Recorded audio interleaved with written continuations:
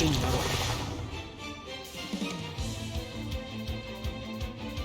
ここからだ。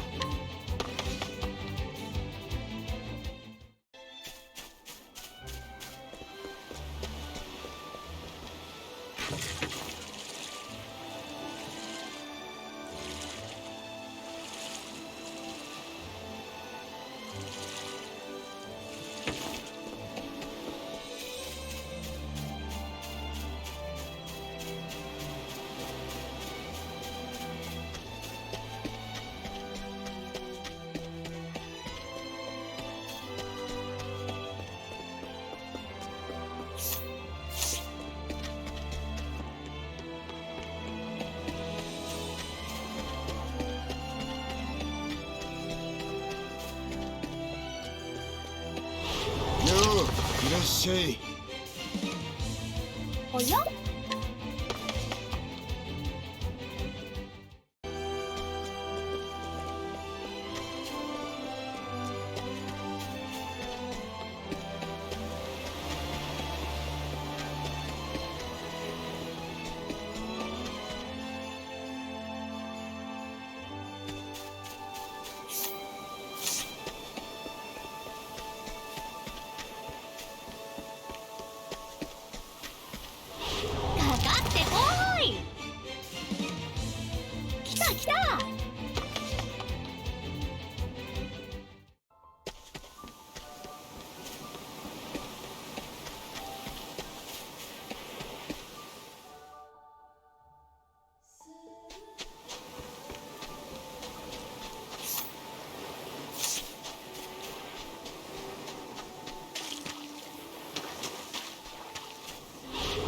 逆だね。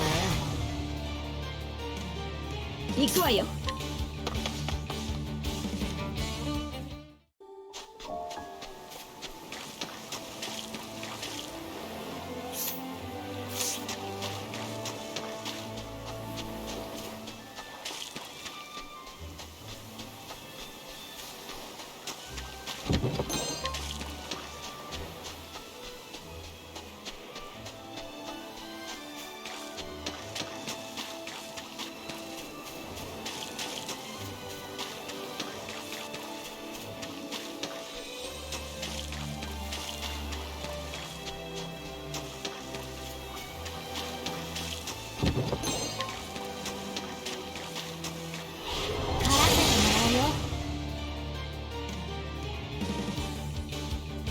かかってきな。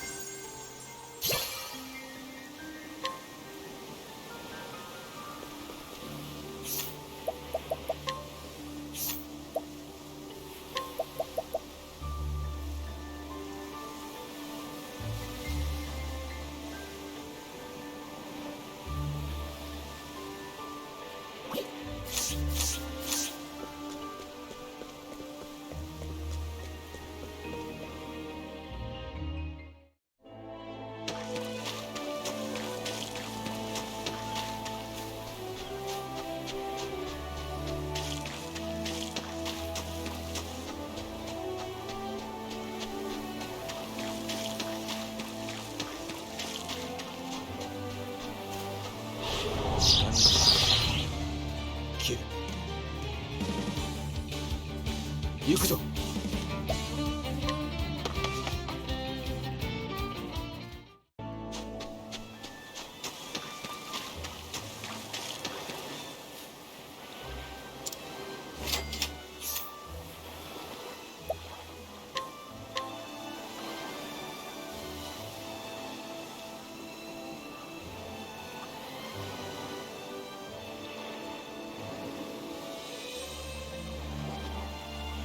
ありがとう。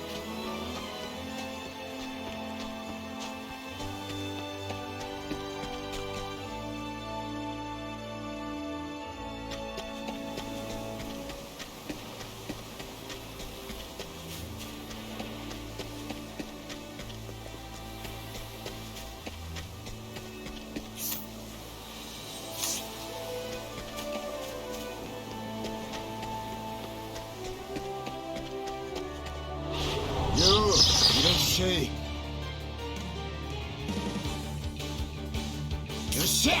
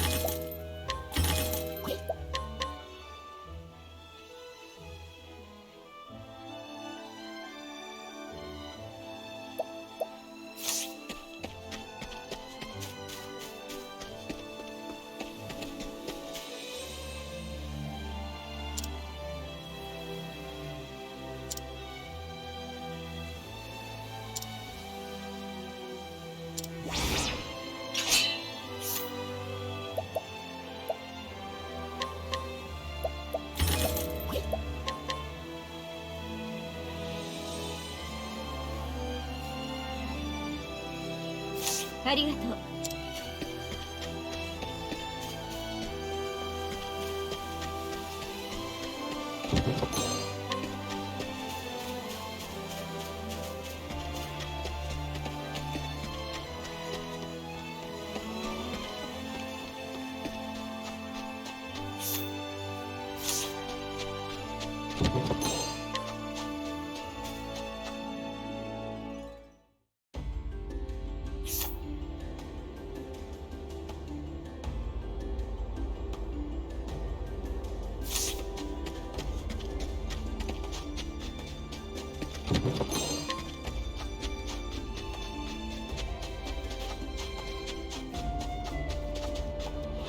無茶しちゃダメよ。私の番ね。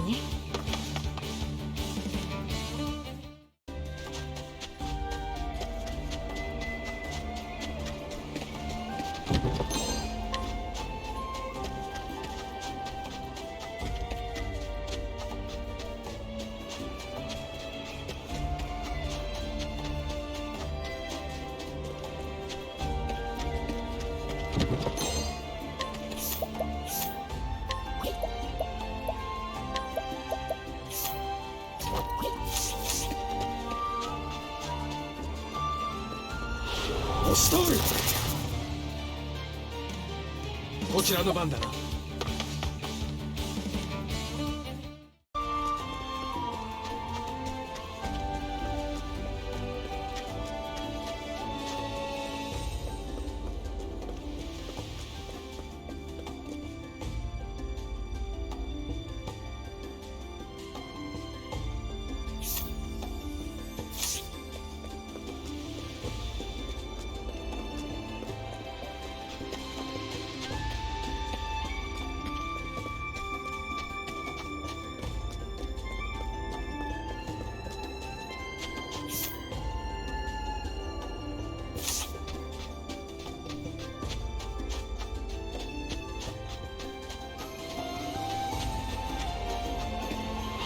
次の患者はとどうしようかしら。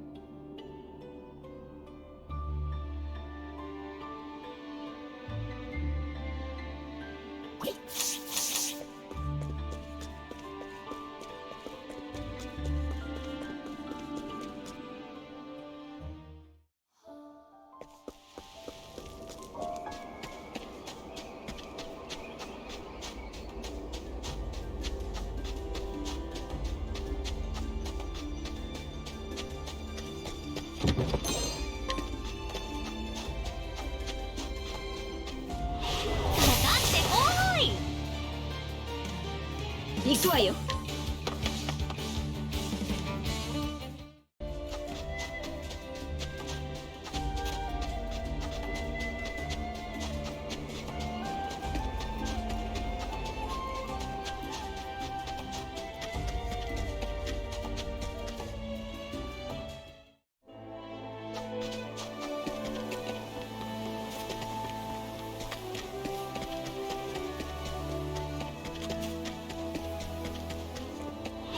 なぜこの喧嘩。ここからだ。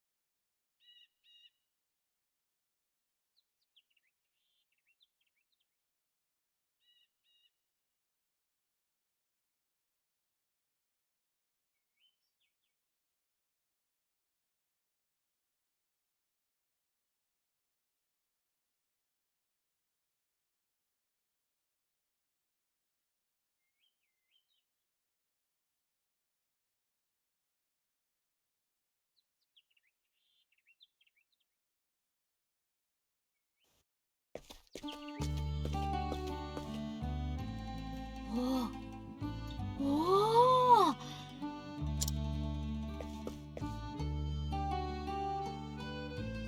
さすが海の町だ。海の幸がたくさん。カタルアクタ君は店先に並んでたら困る。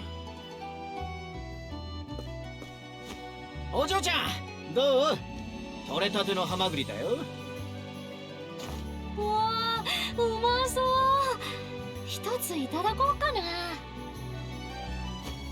前借りって干し肉？干したてだからうまいよ。お嬢ちゃん、お金は持ってないのかい？金、これでいいの？前借り。ところで今日はお祭りかい？お祭り？その耳、何かの仮装なんだろ？よくできてんな。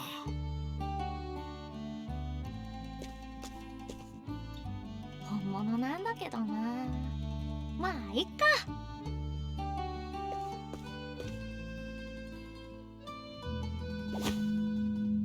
おしと、今の聞こえたか？うん、なんだろう、この音。声？泣いてるみたい。あっちからだ。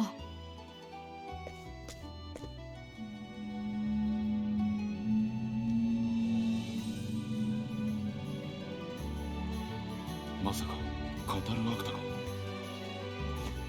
かもね。音のする方に行ってみよう。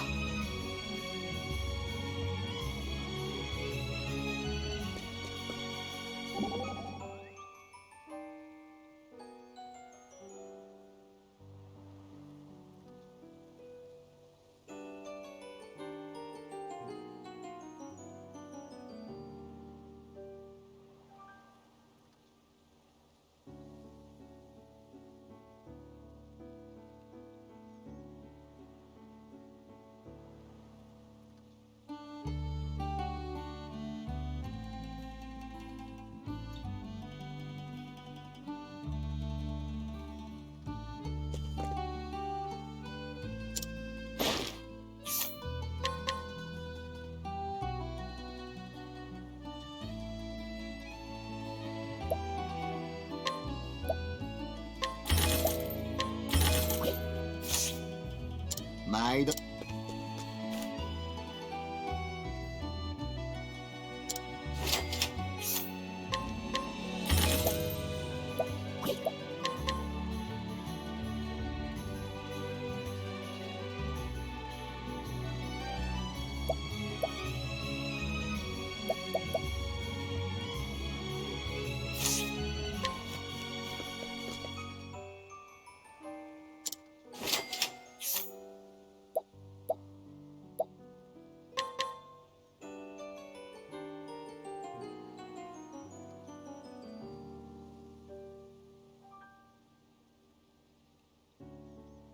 いいお話ね。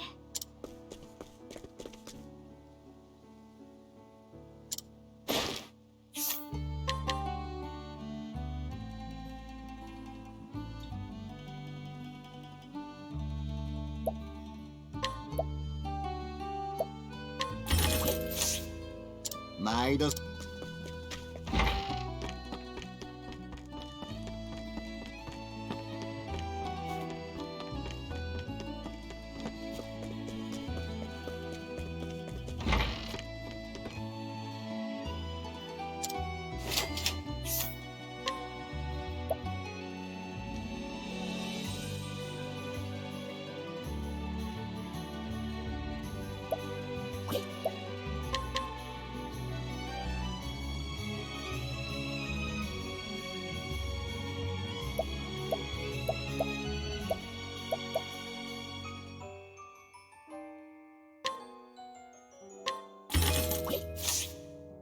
毎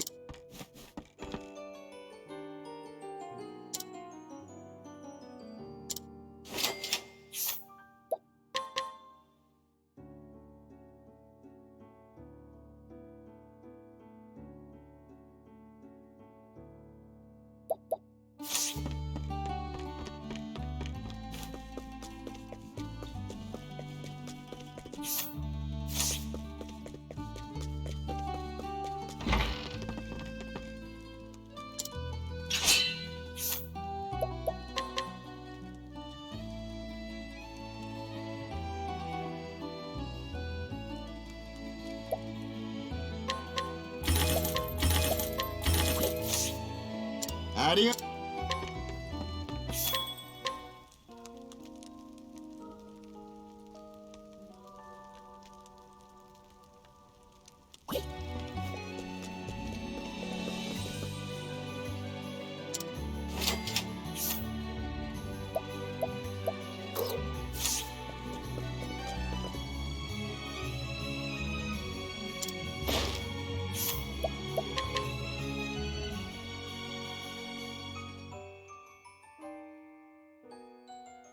いいよ。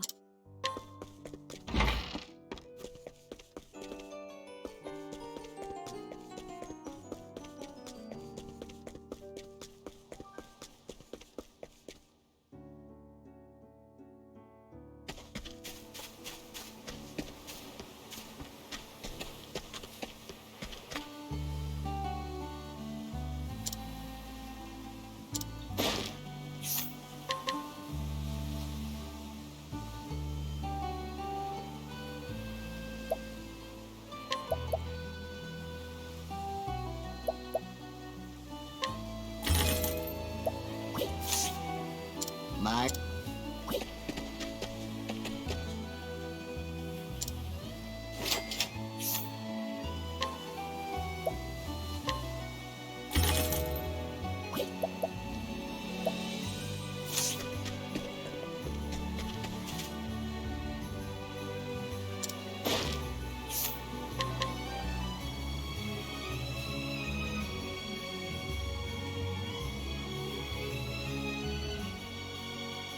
ありがとう。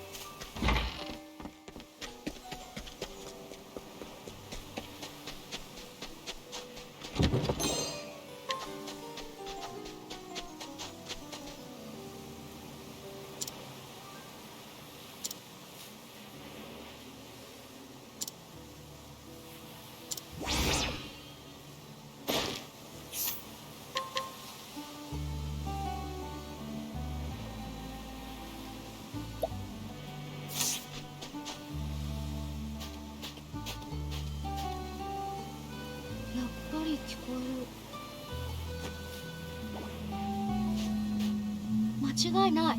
あの島からだ。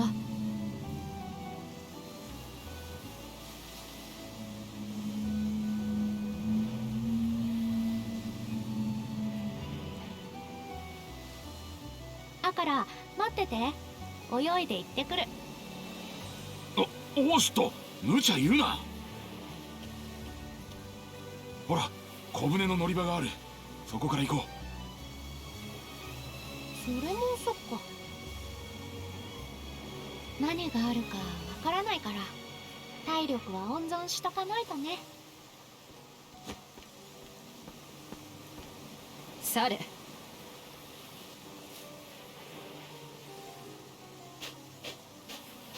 お姉さん誰？海の森人アルピオネ。島には近づかせん。貴様何者だ？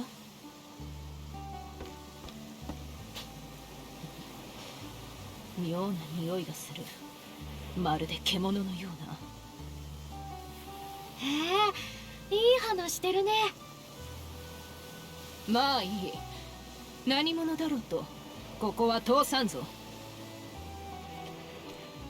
う。厄介な奴が出てきたな。どうする？ここで引くわけにもいかないし、仕方ない。けしかけるよ。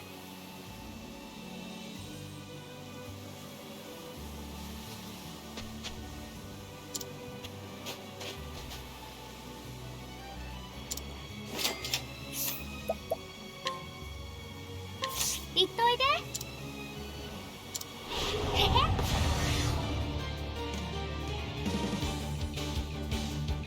私の獲物だ。だからごめんね。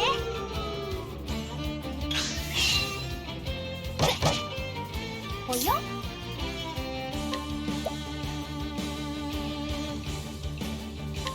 行っといで。今だ。さあ行こう。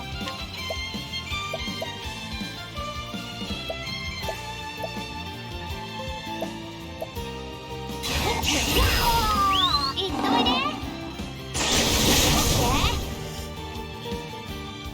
飯にしよう。飯。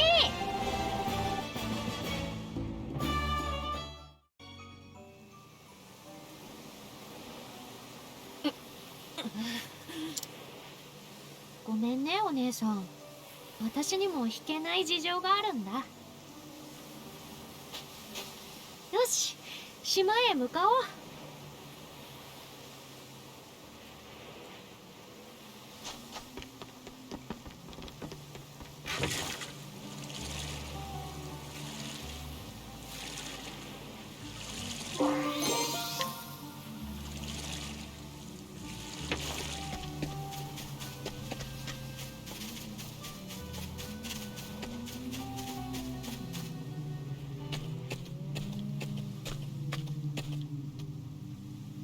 オースト。君の声だったんだね。巨大な骨。こいつは何の骨だ？海風が吹き込んで笛みたくなってたのか。悲しい音。それはカタルアクタだ。これがカタルアクタ君？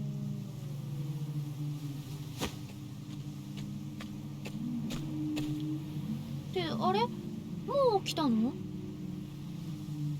私の腕も錆びたもんだ。ガキにやられちまうとは。だが残念だったな。もう何も残ってはいないぞ。鱗もヒゲも鍵爪も。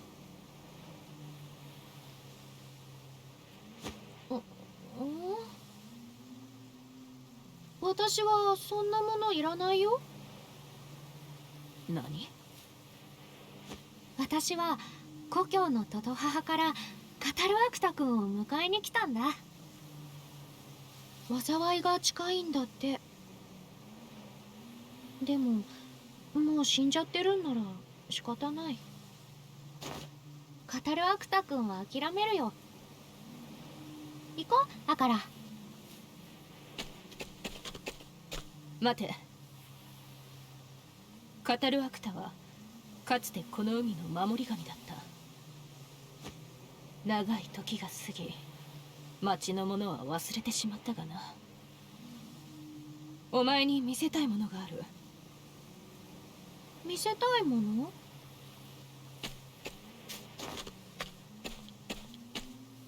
この洞窟の奥まで来い。そこで待っている。うん、わかった、アルピオネさん。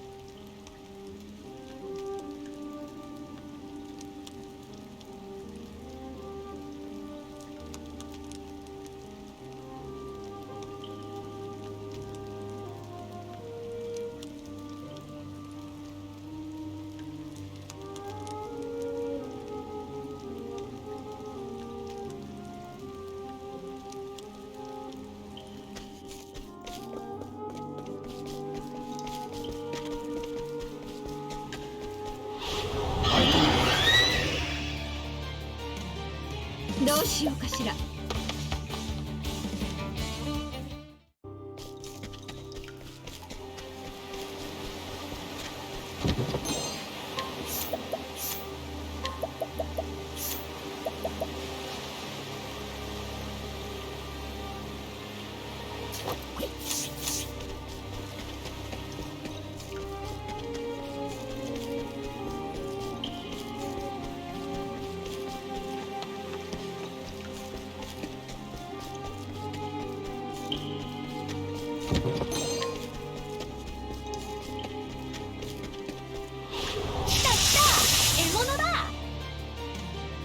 行くぞ。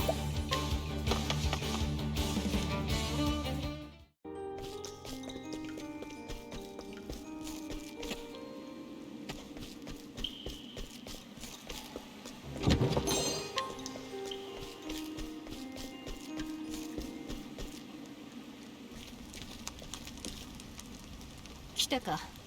そこに座りな。腹は減っていないか。食え。怒り王だ。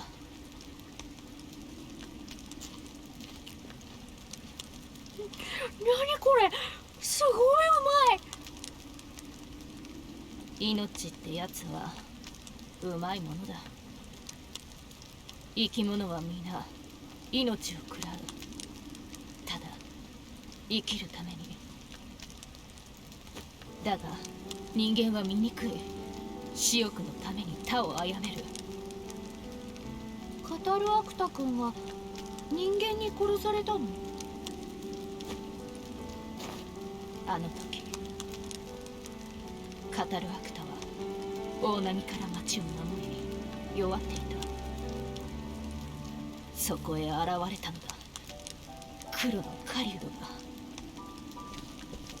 そのたった一人の狩人にカタルアクタは殺されたのだ。私の一族が守ろうとしたが生き残ったのは私だけ。狩人は命だけを奪い去っていった。守り神の亡骸には欲をかいた人間が群がった。そして全てを奪ったのだ。骨になるまで。何のために？カタルアクタの鱗やヒゲにはどんな宝石より値がついた。金のためさ。私は肉がいい。アルピオネさん、もう一本食っていい？もう食ってるだろ。だからも食べなよ。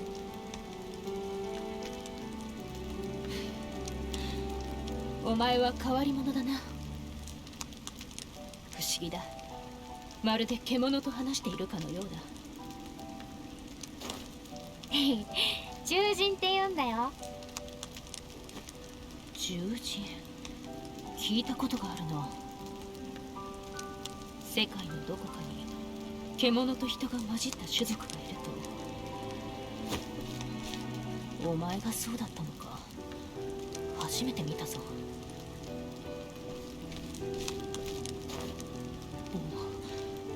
なんとも珍妙な手触りだな。くすぐったいよお姉さん。まあ人とか獣とか私は別に気にしないんだけどね。それよりこれもう一本食っていい？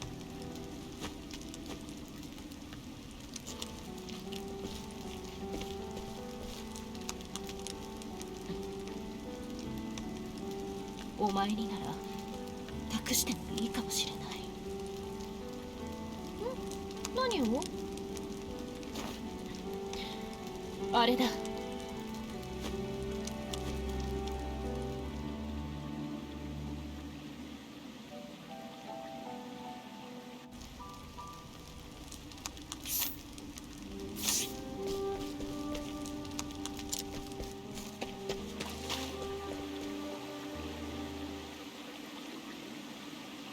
これは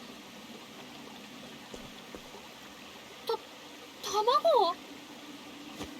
カタルアクタが今和の際に残したものだ。私が預かりずっと守ってきた。一向に帰らなかったがこの時を待っていたのだろ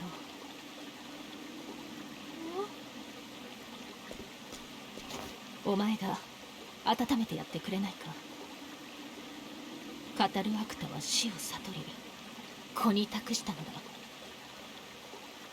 お前の故郷を救うという使命を。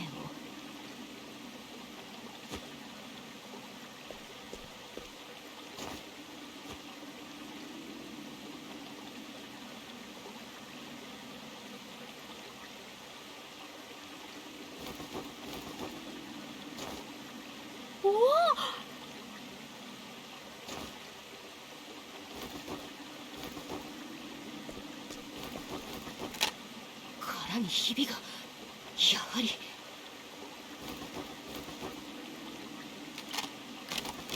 おおお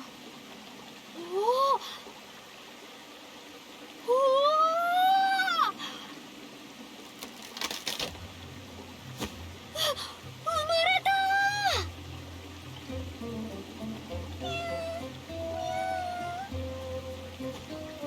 よしよし、いい子いい子。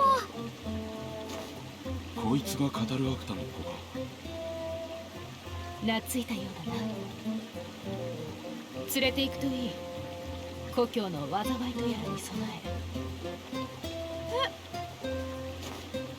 可愛いけど弱そうだしな。え。何を言う。カタルアクタの子だ。力になる。ボシュト、お前が決めろ。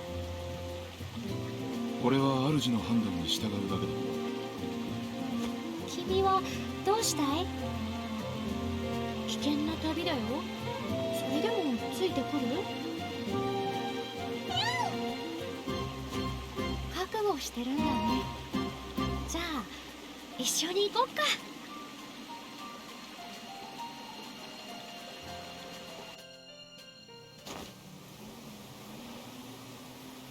そいつの名は決めたのか？アクタ。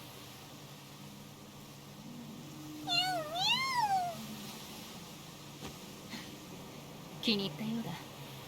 良い主に恵まれたな。安心してね。ちゃんと育てるから。ずっと守ってくれてありがとう。私もようやく肩の荷を下ろせる。アルピオネさん？潮風が染みただけだ。そいつをどうか頼んだぞ。幸運を祈る。また会いに来るよ。全部終わったら。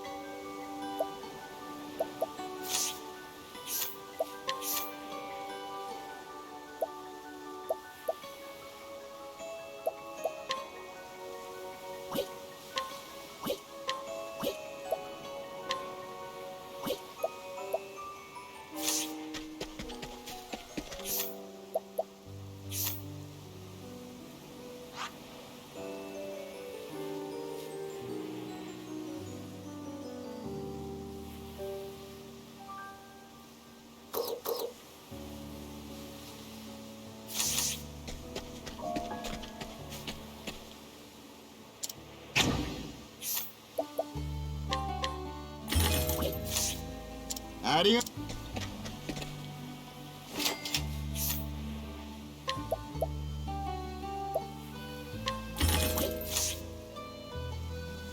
毎度さん。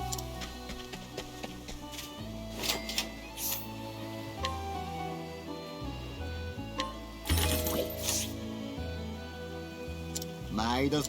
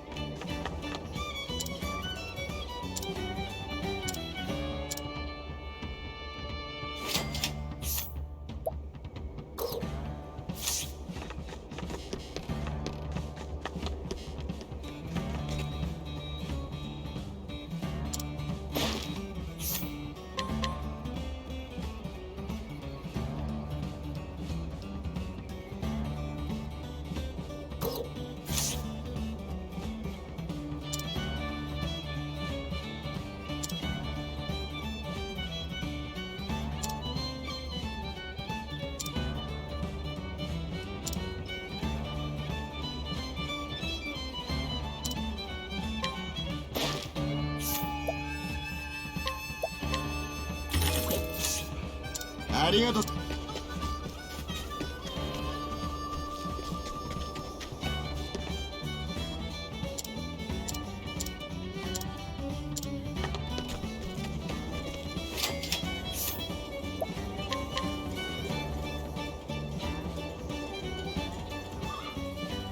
ありがとう。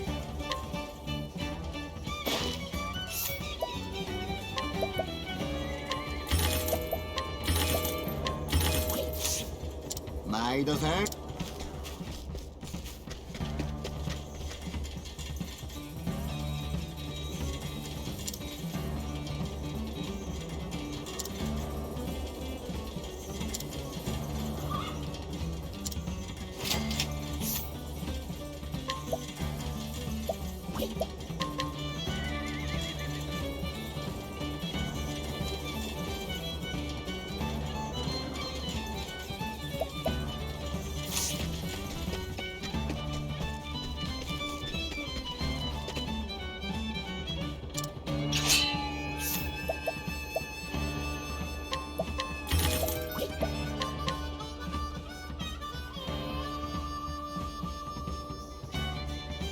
いいおは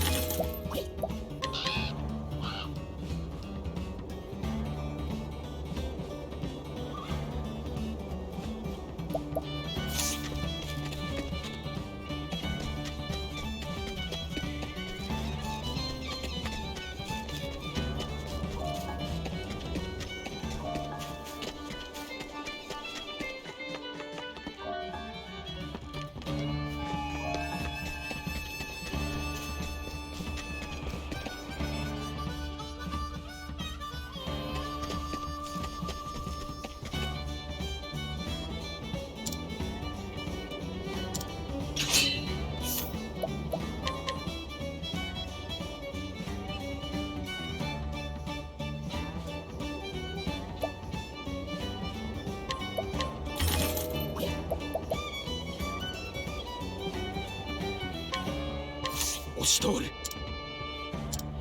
いざこちらの番だな。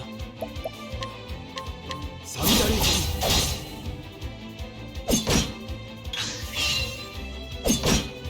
行くぞ。使わせてもらう。いざ撃ち抜く。見えたぞ。富国の誇りとともに。まだまだだな。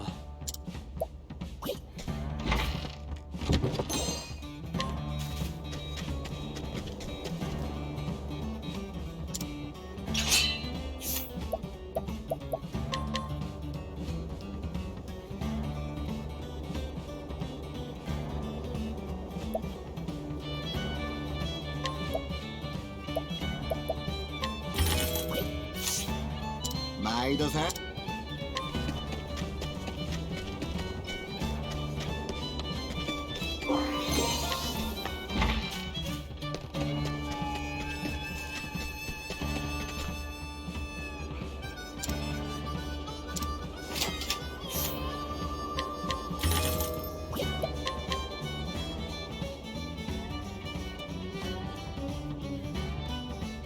いいわ。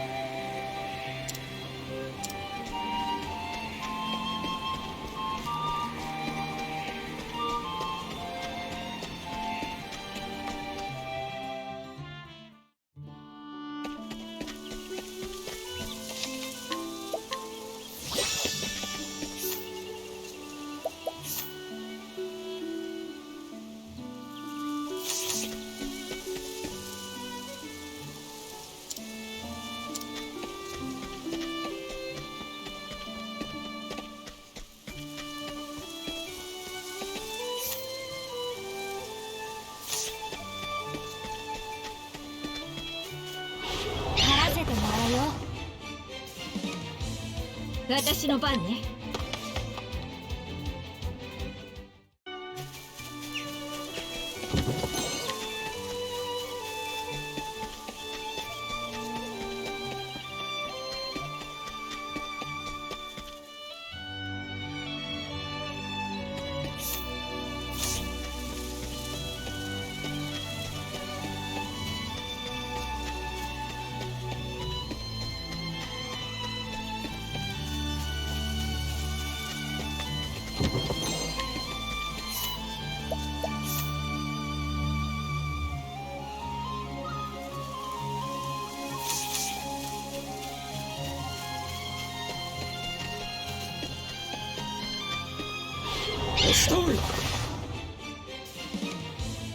行くわよ。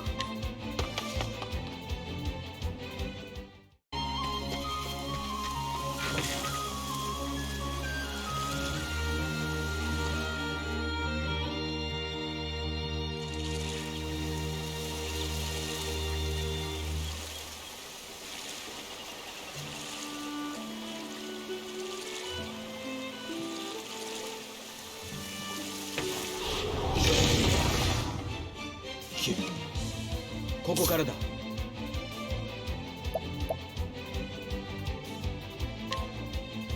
サンダル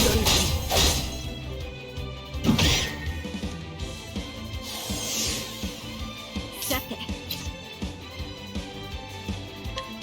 はい、いいぞキャスティ。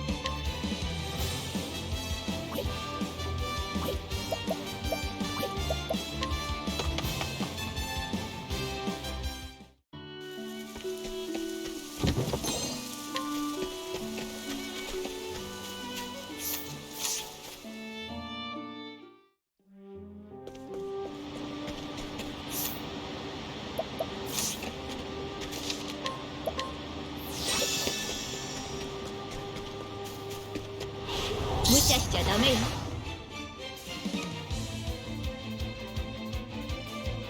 からだ。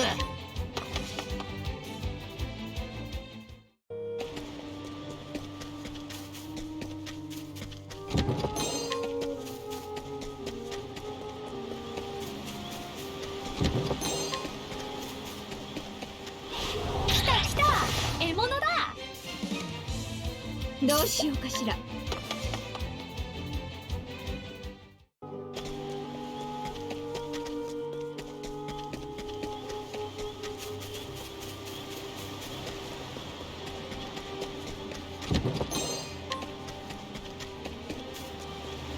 押し通る。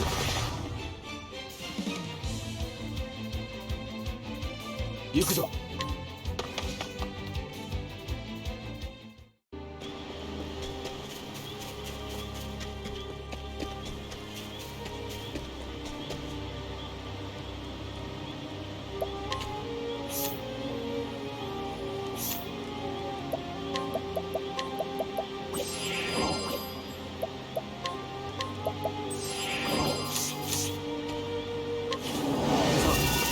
決戦の時だ。いざ。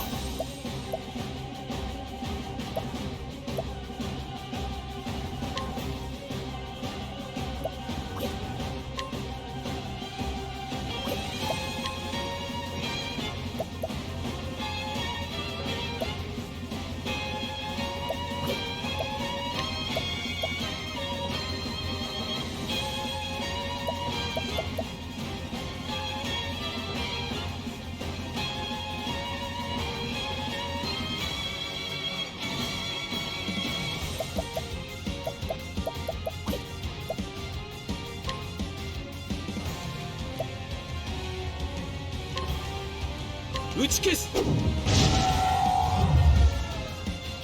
っしゃ。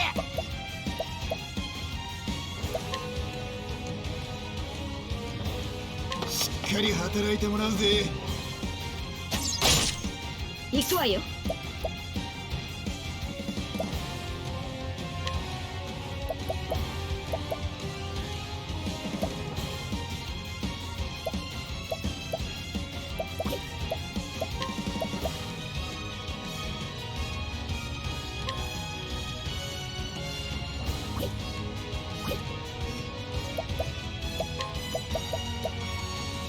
突撃だ。おや、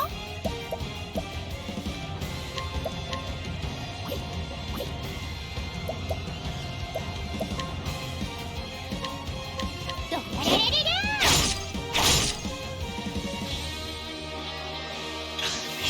私の番ね。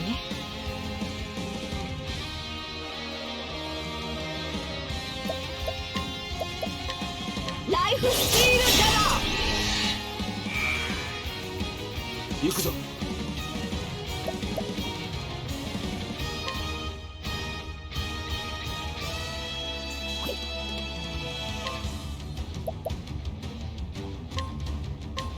はあ。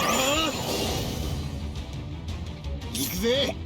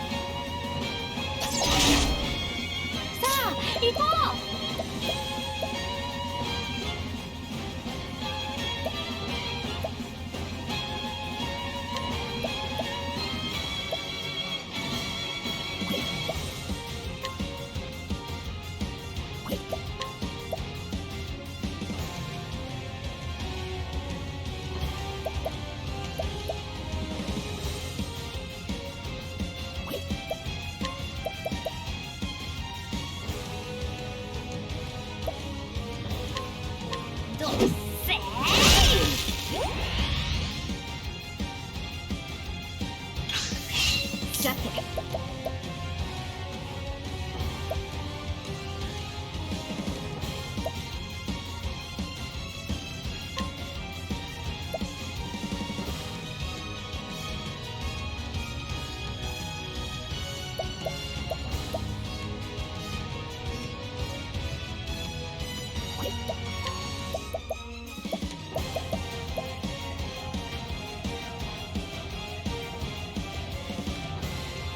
手加減なしよ。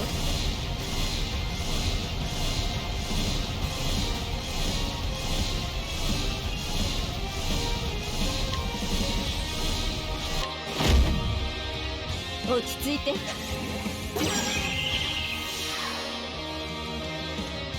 っしゃ Yeah, he's just kind of like holed up in this cave down here. Like when in Canute, you know. Yeah. There's like a little level 15k. I still got quite a few. I think my dudes are creeping up on 25, honestly. Shamista went back and fought him out. Yeah, right? That's how I felt like a lot of the side bosses were in the first one. That's why I was like, level 15k, I might as well go check them out before I check them out late game, and I'm super fucking ahead of them. That was my thoughts exactly.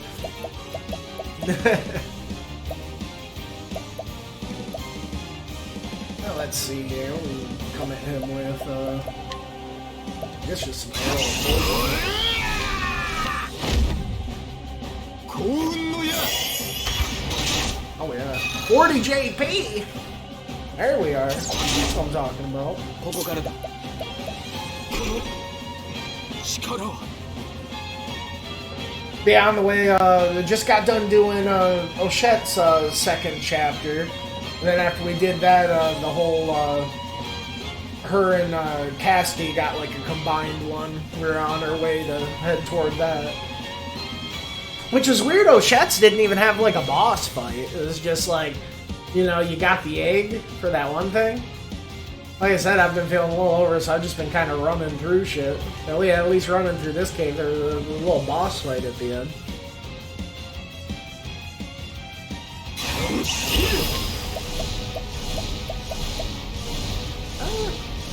I guess this is in the big shit, huh?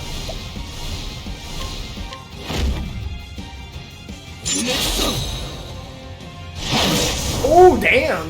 My first 10k, alright. まだまだだな。 I guess he was boosted and fucking... Yeah, had the armor debuff on him. Let's tell you, I wasn't expecting 10k. This that move does fucking hell. Ooh, Spirit of Sleep. I should have tried to get a steal on him. Or, yeah, steal and a friggin' collect. Yeah, Cassie's got them steals. Still Spirit of Sleep, that'd be cool. Alright.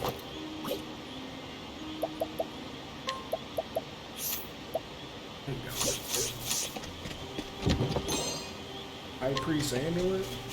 It's a quest item.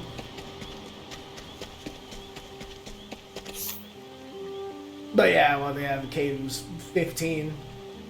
Dudes, that's what I mean. I'm just having a tough time now. I wish I wouldn't.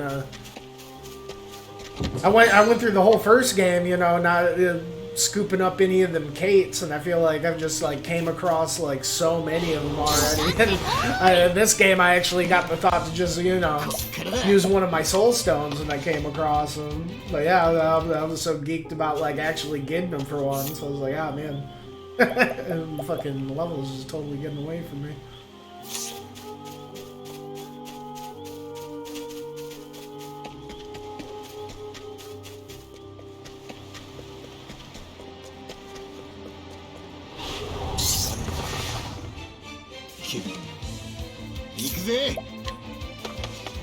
Usually I don't like running too much, just kind of take shit out as I'm going along, and that usually puts me a good level, and I don't really have to go out of my way to level up, you know, but I think maybe just because it ended up like being all that little like exploration, it being a new game, going to this, and then like kind of taking a bit to like pick up the dudes and do the shit, I don't know, and yeah, between that and those Kates. I do think once we get through these chapter 2s, it should even out.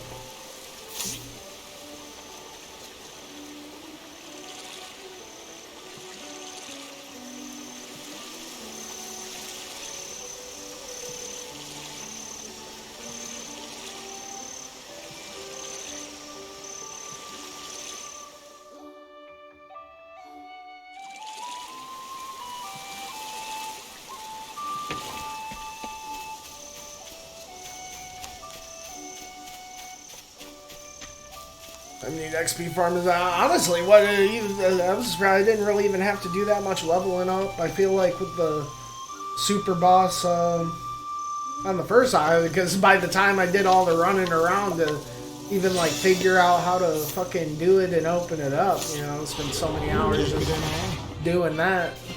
Even with like the little bit I was actually battling. By the time you're, you know, dudes hit like 60, I feel like you're probably basically ready for it. Oh, there's totally a little fucking chest up there. I'm coming.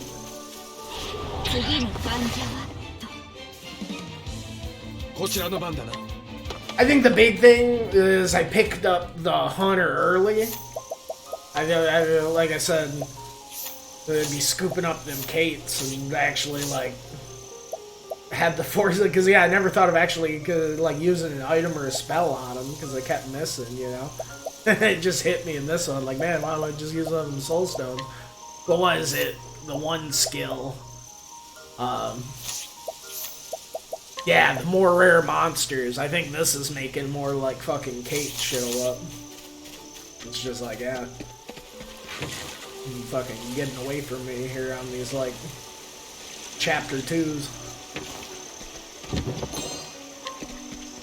That's like honestly one of my favorite parts about these games is how it has the recommended level. I wish every like RPG shit had like a recommended, because I always hate like that feeling of like being over leveled or like not knowing, you know. But at least I know to like actually like run from the shit to kind of like even it out or whatever.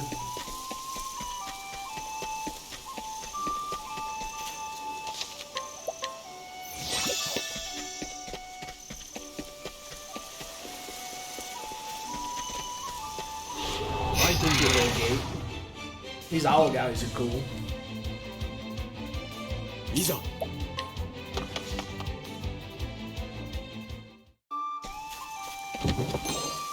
And one thing it seems like they make it a lot easier. Maybe I'm just getting lucky, you know, stumbling. But it seems like I'm stumbling across the guilds or whatever a lot like quicker than I stumbled across the shrines, even the second time going through the game.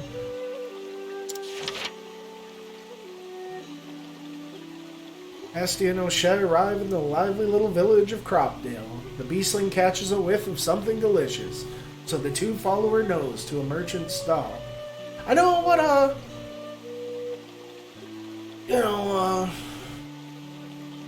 God, what's his name? Got the scholar, it's not Ovdale, Oswald. You know, Oswald and fucking Partitio's one they did. You know, that was another one that like had the, you know, some NPC exposition stuff, but like I don't even think it really culminated with the boss fight in the end.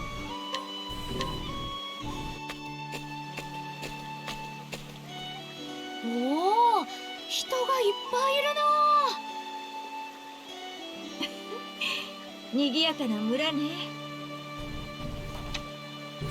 God, all the villages in this game are so fucking 10 out of 10. I give Bravely Default games a run for their money. 私は肉がいいな。お肉ばかりじゃ体に良くないわ。何事もバランスが大事よ。キャスティはお袋みたいだな。う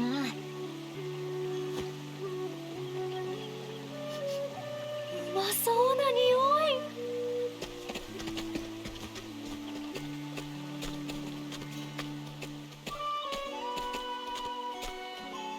いらっしゃい。クロップデールの新名物ドゥオルドゥオルの串焼きだよ。It's so nice they named it twice. Door. おしっとったらお一ついただけますか。毎度あり。あんがとうおばちゃん。いただきます。俺にもくれ、オシット。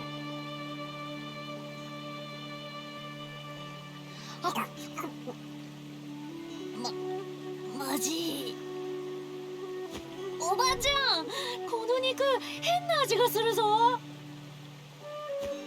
めんよ、そいつはだいぶ古い肉でね。臭み消しに香草をうんと使ってるんだよ。どうしてそこまでして古いお肉を？このところ獲物が取れなくなって仕方なくね。Ugh, that sounds nasty. 長年この辺りで狩りをしてきたけど、こんなの初めてだよ。よし、森の様子を見てくっか。お嬢ちゃんも借りるかい？ああ、助かるよ。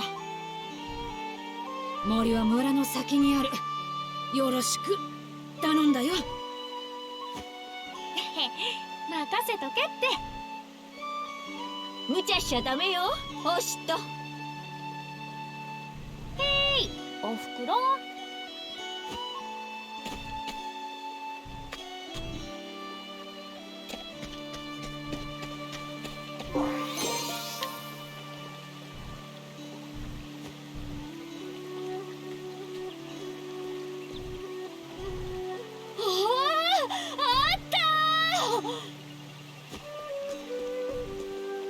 その財布なくして困ってたとこで、拾ってくれてありがとうございます。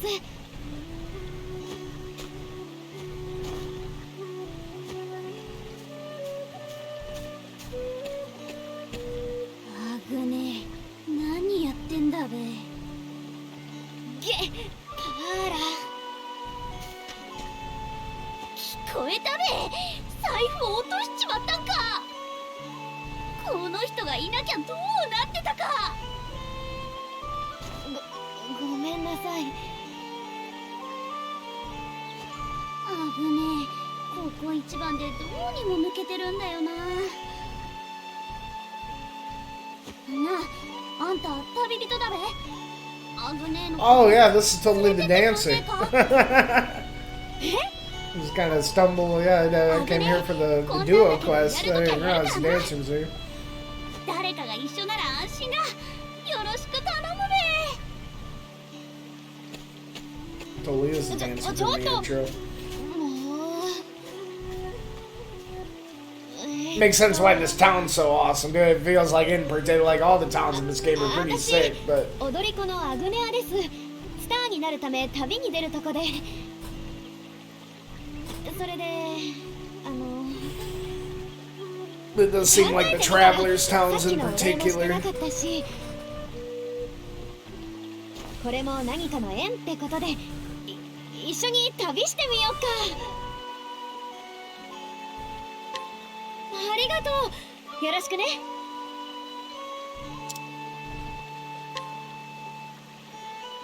Well, geez, I guess we're doing this then. But yeah, it seems like all the towns that the travelers like come from, and probably because you start, you know, they're all potential starts for the game. You know, they really like went all out, giving them their own tones and vibes. And you can even see the same, you know, for the first game. But yeah, they really cranked up to 11 in this one.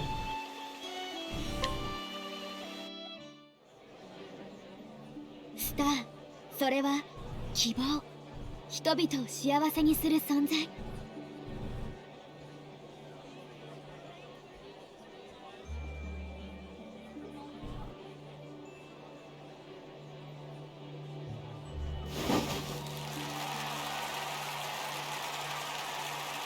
That's quite the shot.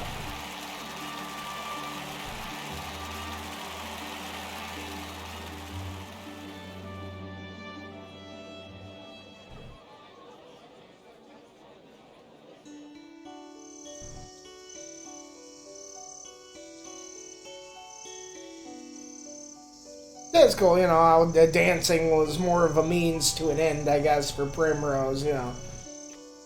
This lady wants to be a superstar.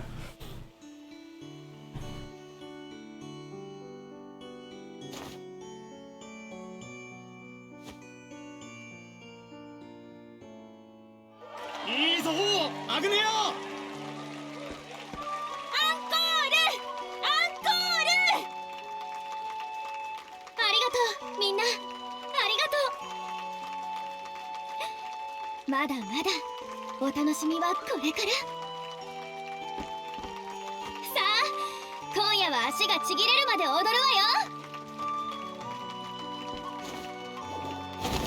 Oh god. She clumsy. 大丈夫だべか、アグネア。平気平気、鍛えてるから。私はスターになるんだから。おお、そうだそうだ。この村から未来のスターが出るべ。おお、みんな応援してるぞ。ありがとう。ま、今日はこの辺にすっか。もう足ガクガクでねえか。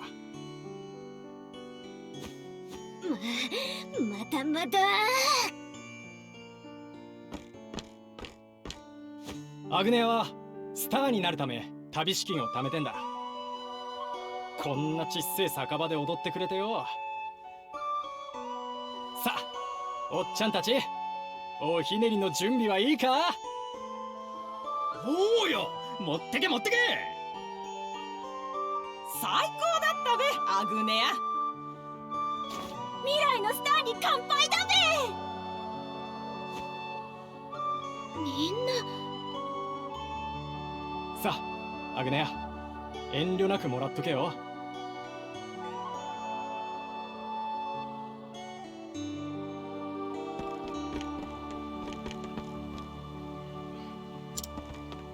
Like them tips.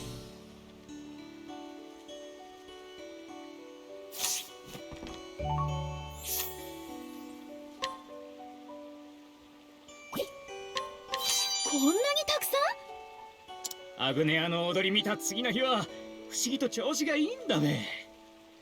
だからこのくらいもらってもバチは当たらないべ。ありがとう。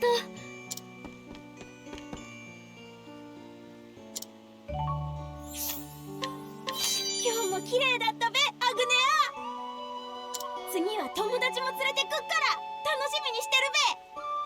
本当に？私も楽しみ。So your name just keeps making me think of Agnes from Brave Little Fall. お礼を言うのはこっちだべ。ありがとな、アグネア。明日も楽しみにしてるべ。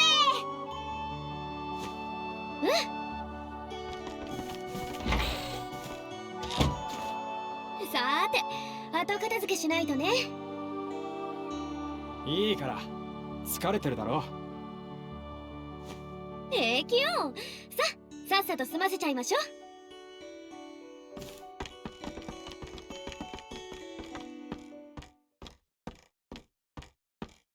う。悪いな、後片付けまで。助かってるの私だし、ここで踊らせてもらってさ。なあ、アグネア、金貯まったんか？あと1000リーフ。それで目標の1万リーフになる。アグネアはガキン頃からずっと言ってたな。金貯まったら村出てスターになるんだってよ。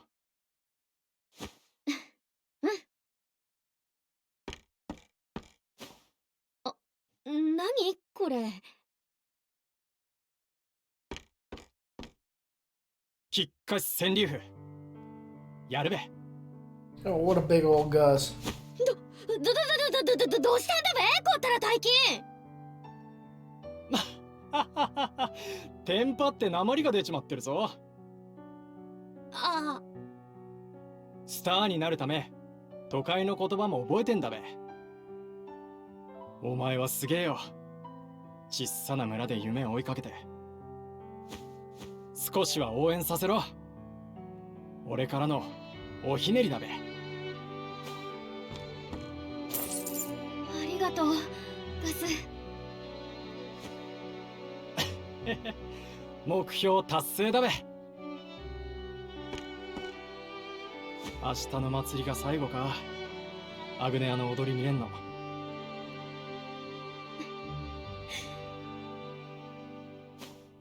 楽しみにしててよね。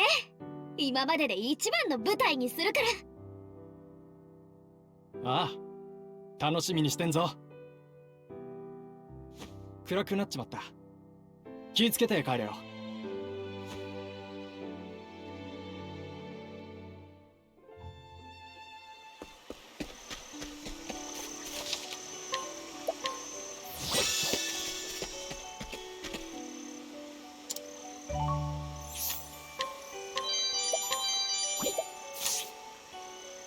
大事にす。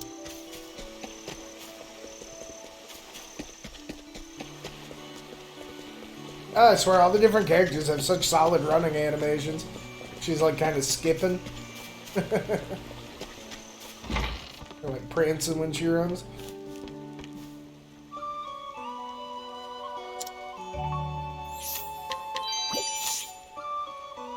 大事にするね。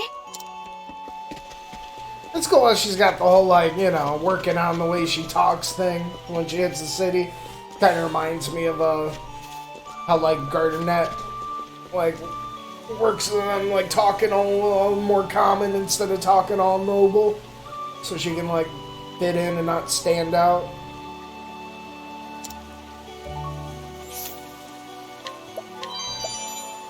A tenacious bow. Oh, it's interesting how hers are just straight, like, level lock. 大事にするね。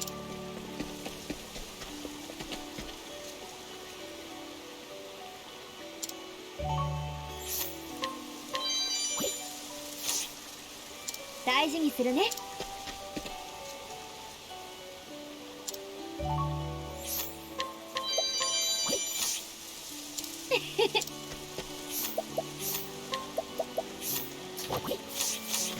She's got a fruit knife, watch out.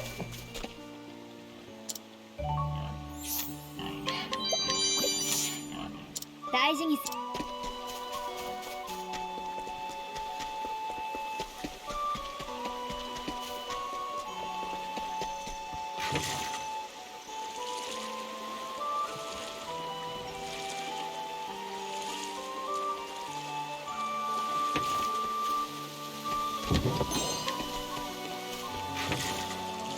But yeah, like the boats, the day-night system, and how crazy the dynamic camera shit is, like, definitely some of the nicer, pleasant surprises that, like, didn't even, like, expect it to be a thing at all. You know, they just came in swinging with it.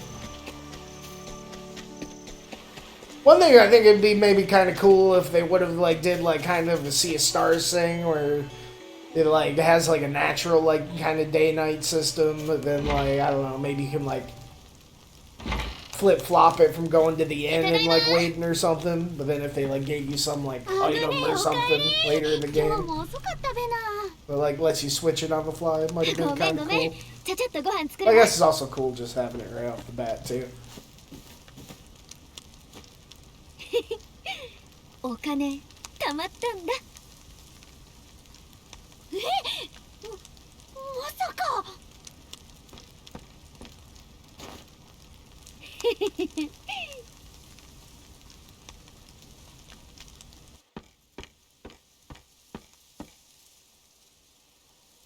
父さん、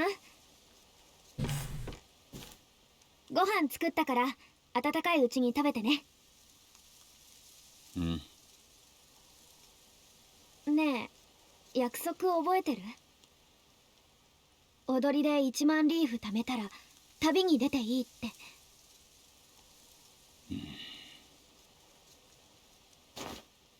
貯まったの、1万リーフ。私旅に出るわ、約束通り。勝手にしろ。みんなを幸せにするようなスターになるから。母さんみたいに。覚悟はあるのか？うん、あるよ。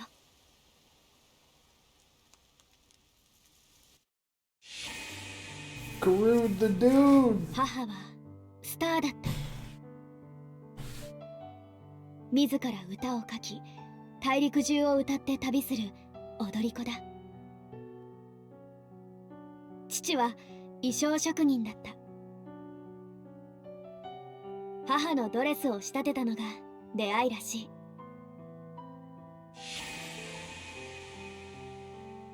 父の作る衣装を着て母は大陸中に歌声を響かせた。幼い私とパーラを連れながら。でもそんな日々は長くは続かなかった。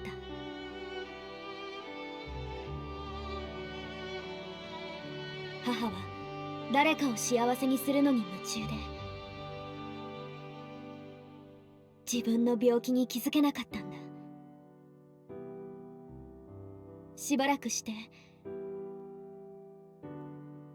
母は旅立った。私たちを残して。それから父はずっと反対してきたんだ。母と同じ道へ進もうとする私の夢を。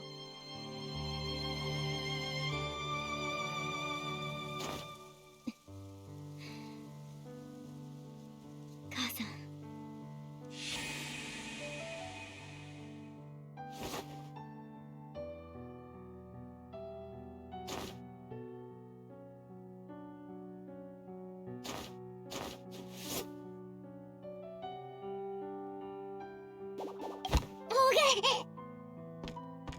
大丈夫？アグネア。平気平気。私もスターになりたいから、母さんみたいに。あなたは何度転んでも諦めないのね。月踏みは難しいステップなのよ。でも何事もなせばなるわ。アグネア、この髪飾りをあげる。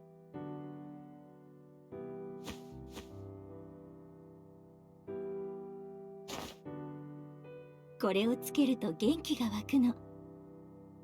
私のお守りよ。わあ、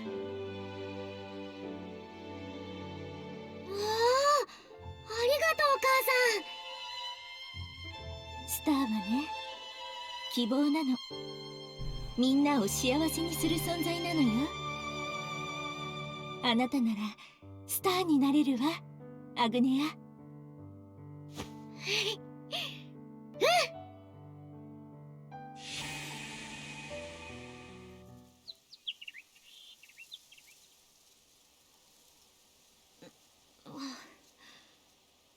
朝か。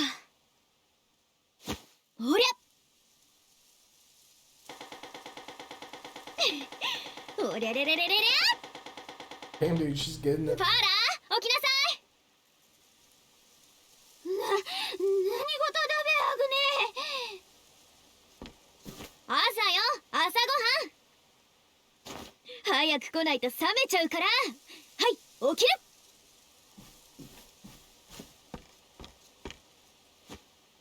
なんだ、いつもの朝か。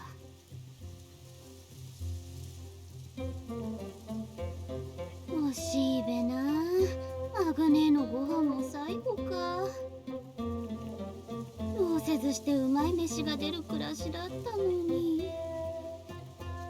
何言ってんの。明日からはあんたが作んなよ。ああ、アグネは偉大だ。今わかったべ。遅いっての。で、今日はどうすんの？祭りの準備手伝うんでしょ？私は無理さ。木いちご取りに行くべ。村名物の木いちごパイは祭りに欠かせねえべ。私はガスたちと力仕事かな。アグネは男に3人分は働くからな。ったく、男たちをまとめるのも大変よ。ちっちっち。アグネーには立派な桃が2つもあるべ。 God, she heard all the workers together.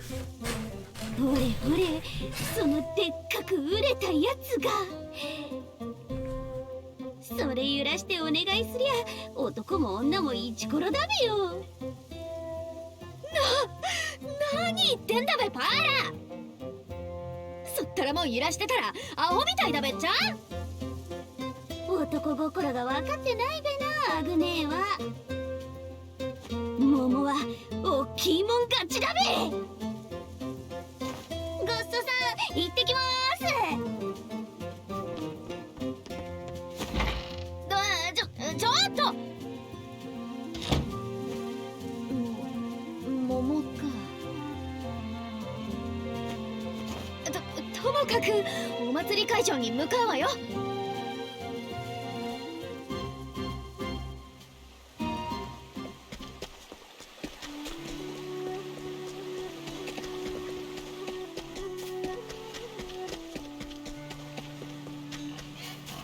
Festival grounds over this way, I take it.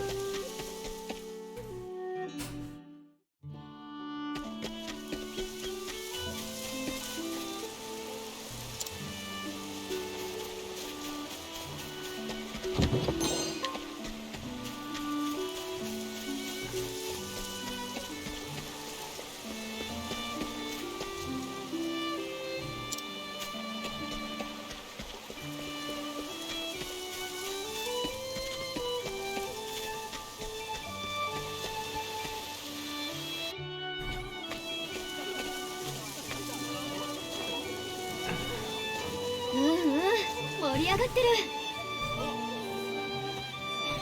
さーて最後の準備ね。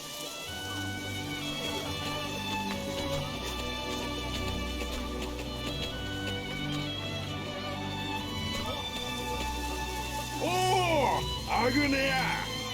今日はこの上で踊ってもらうべ。素敵じゃない。腕が鳴るわ。それでなんだがよ。でっけえ飾り付けすっから人で集めてきてくんねえか。うん、任せてよね。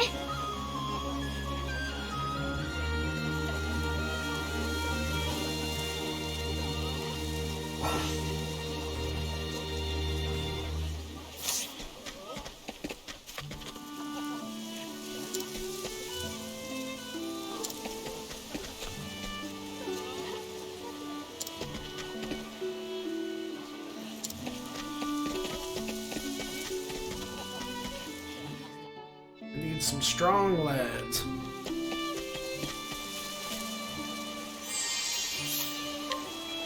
踊るわよ。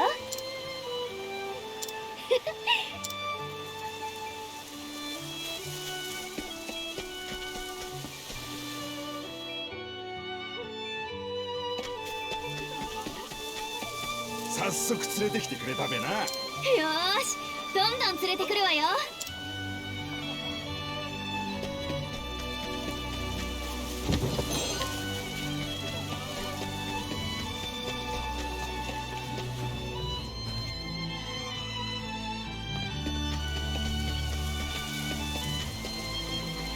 And another thing I'm definitely digging compared to the Switch version, besides just like the huge resolution bump, is like the goddamn like instant loading times and stuff, like between screens.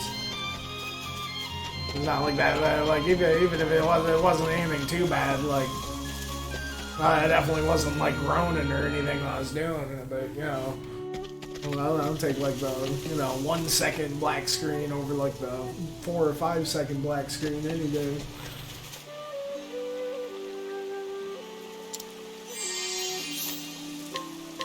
Go 一緒に。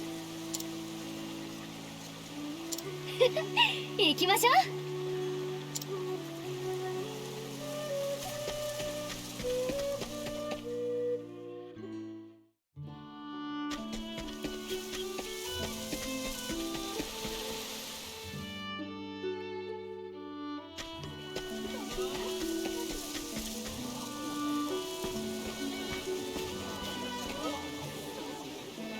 アグネア、助かったべ。これくらいお安いご用よ。どいつもこいつも俺が言ってもなかなか言うこと聞いてくれねくてな。アグネアに頼んで正解だったべ。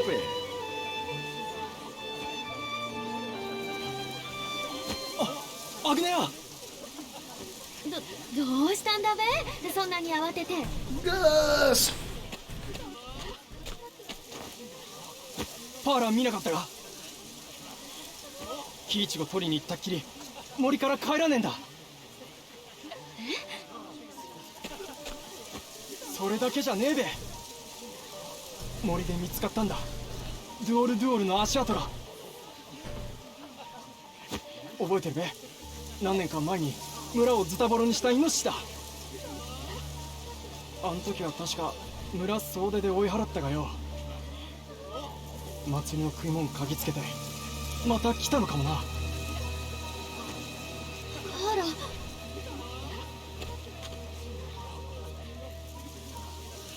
私行かなくちゃ。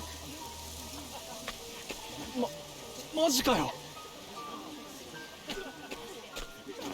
ガス、あんたも来てくれる？ Don't quit letting these kids in the woods. おうよ、任しとけってんだ。ありがとう、心強いわ。あともう一人でもいりゃもっと心強いけどな。しゃあない、桃を使うか。桃？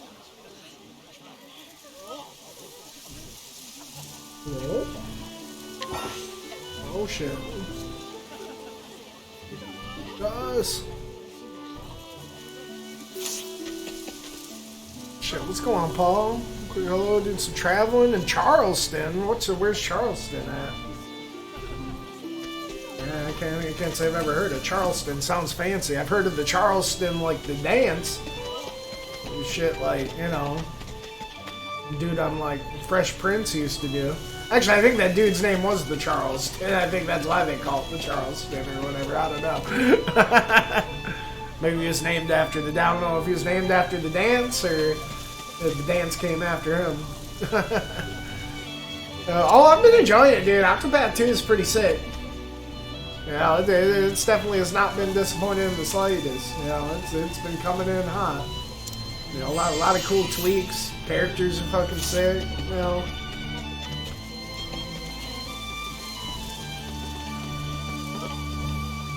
A lot of really just like solid like quality of life additions and you know new ideas and stuff. Evasive stance.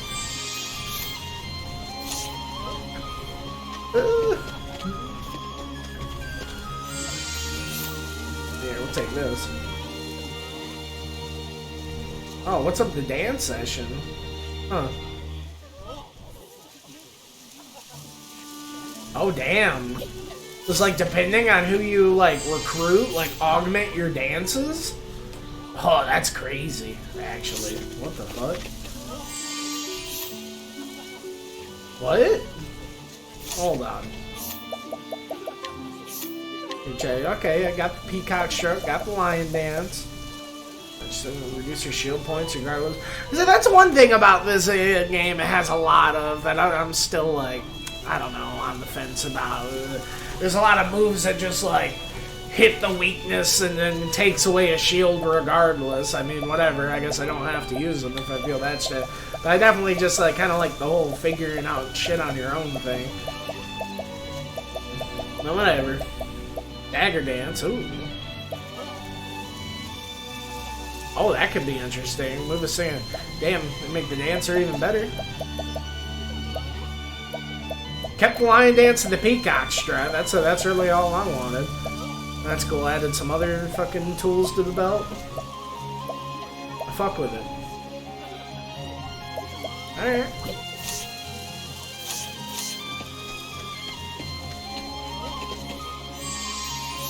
Hey, we got him, right?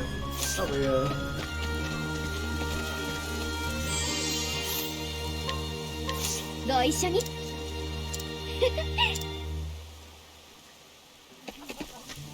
Take the one that gives us physical defense boost. It looks like we're getting a boar. About to fight a boar, dude.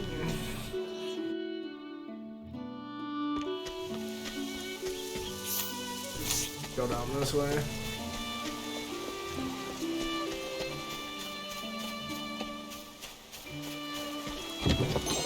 Cool, this is the last, like, introductory chapter. After this, we'll have all the characters.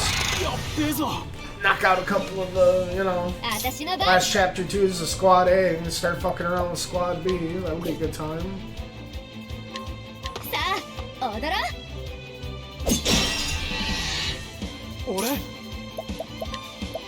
Oh, dude.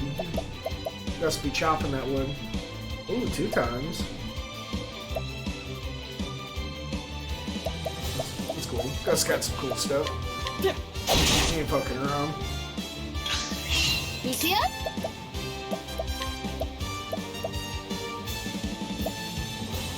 That ain't now.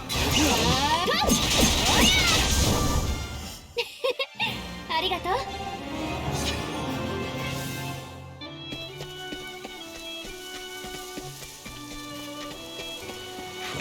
That's how you know why I summoned one lady, kind of overkill.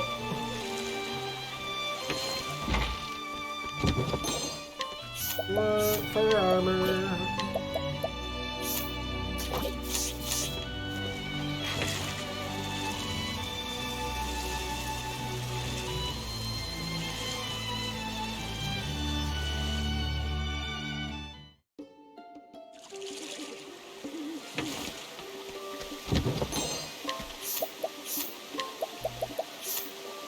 Ooh, plus 20 speed. That ain't a bad one.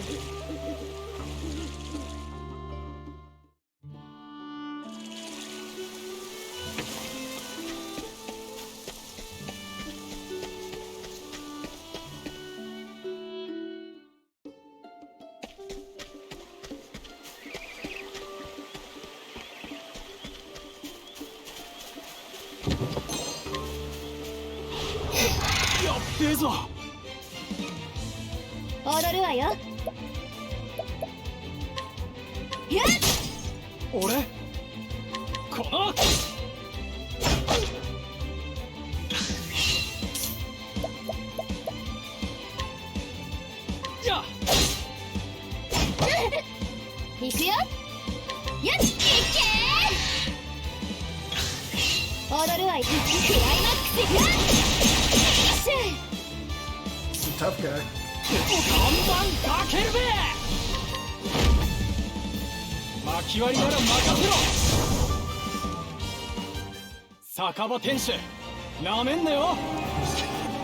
I love all the little guest characters they have in the introductory chapters.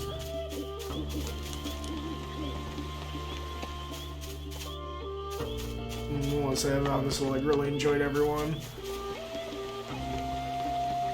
It feels like a nice callback to, I don't know, a lot of the Final Fantasy games, especially the early ones, be throwing in a lot of the guest characters.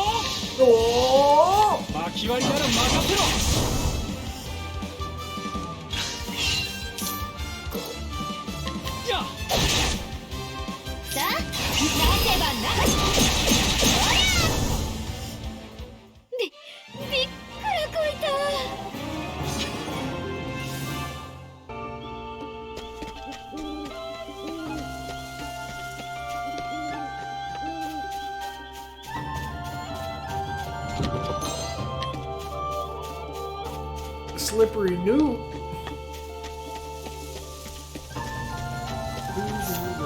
Cool track. Taste the mystery, the intrigue, or whatever. Yeah. Never will be be fine, yeah. Fine.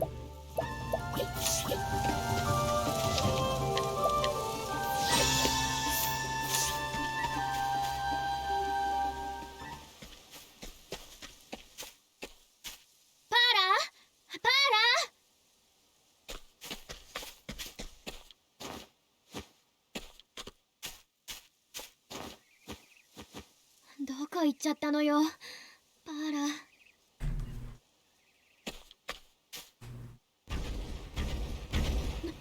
何この音。 This thing's about to be huge!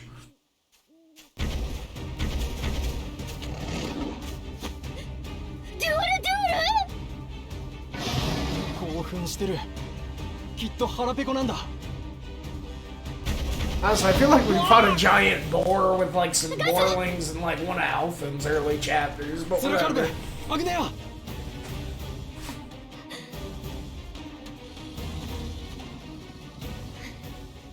ダメ。え、森の出口へ向かってる。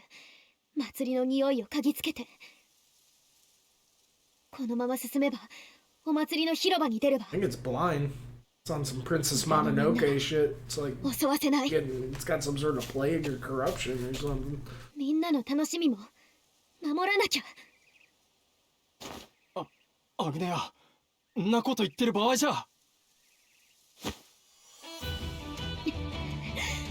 しゃあない。やるしかないわね。それってもしかして。ガス、覚悟はいい？なせばなるわ。マジかよ。さあ、行くわよ。ガス、行くよ。 Very cool theme. 行くよ。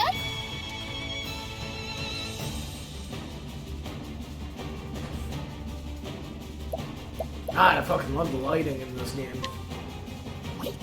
Fuck off with that shit.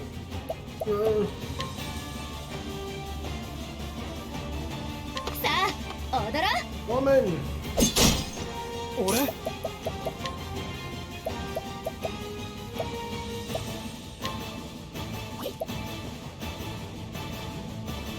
Just the accuracy of the foe for two. I mean, とっておきだぜ。 sounds alright.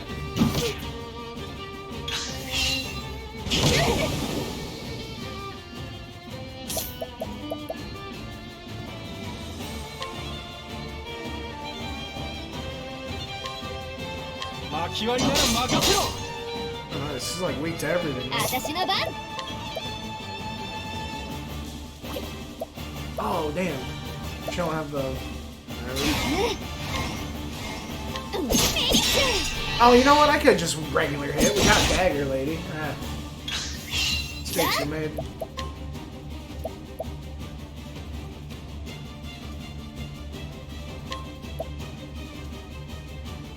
獅子の舞。 Yeah, she's always busting out the bongos and like... That's neat. You're friggin' who you lure, your luring companion like affects your dances. It's so cool. And, like take out the defensive part of the dancer and like facilitate it with the luring mechanic. But the game's got some really well thought out tweaks. Like really, I was just hoping for like tweaks with like the whole beast master hunting catching system. And you know, they went above and beyond with that, but they like did it with like all the people's shit. Way too cool.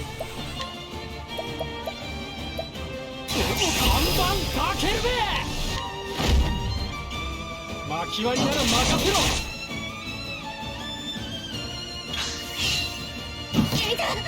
踊るわよ。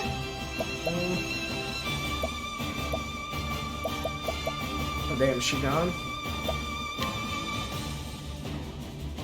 さあ、踊ろう。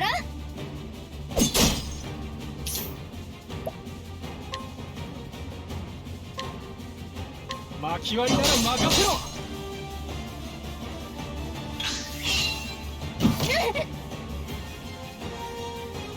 Oh no. I think it means to business.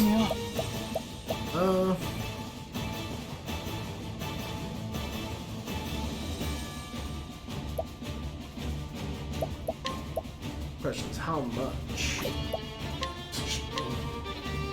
Just to be sure.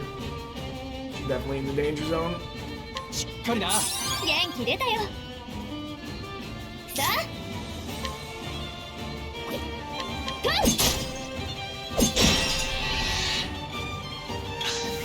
あ踊るわよ。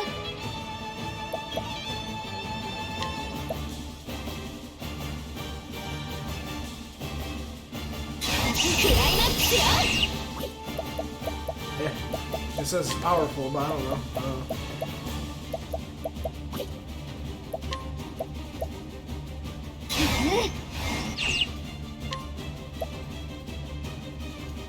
獅子の舞。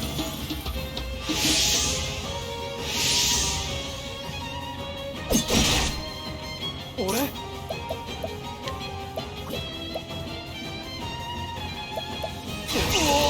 ーじゃもう一丁 Yeah, maybe I am getting some damage out of the chop wood. 行くよ。お祭りのために。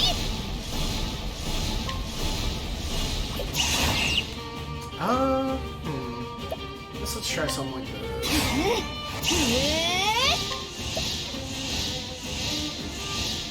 獅子の舞。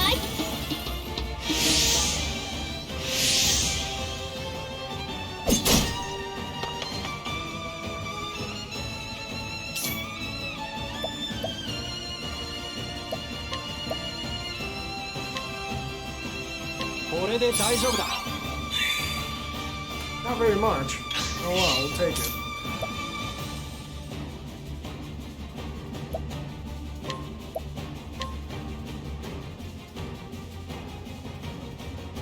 これで私のなせばなる。ほら。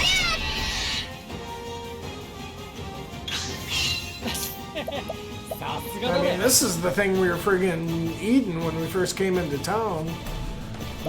They had all spiced up to oblivion because apparently the meat was going bad.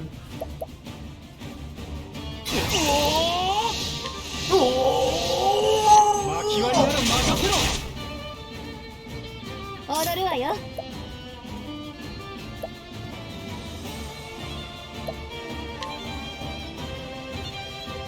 さあ踊ろう。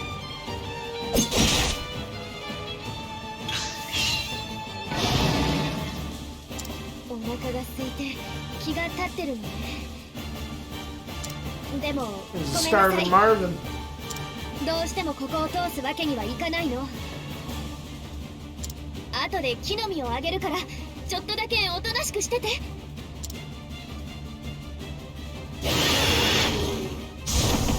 Where is its boys? Ooh, golden squirrel? Oh, it's just because of the lighting.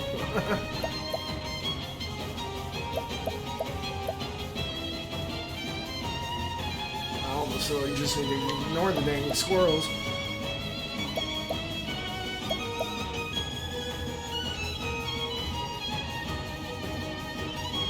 Yep. I wonder where their Latin power is.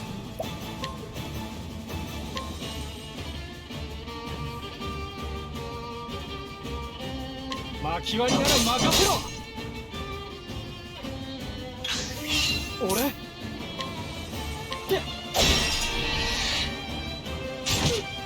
踊るわよ。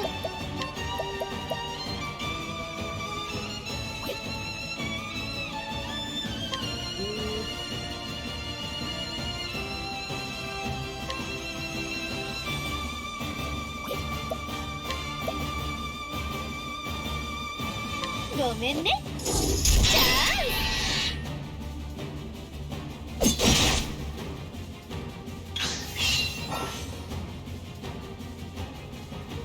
Dan should be channeling their inner monk and this shit. Got the kicks.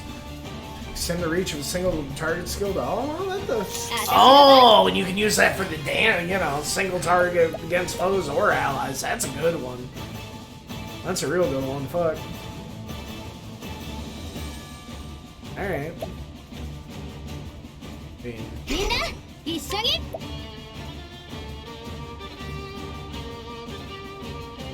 So like, you need to just お祭りのために screw it.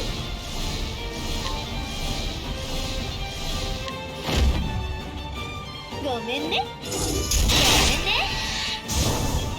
Fuck them up. さすがだべ。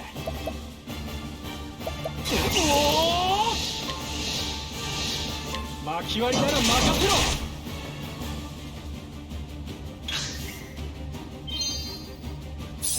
Oh, I won 4 berries. What the fuck? He just like isn't hungry, just walks away.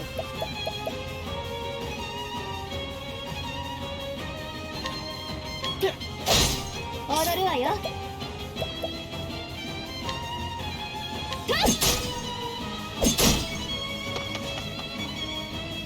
She gone. さあ踊ろう Yeah, definitely went with the right call getting the dagger lady. Who knows? Maybe it would have been weak to win.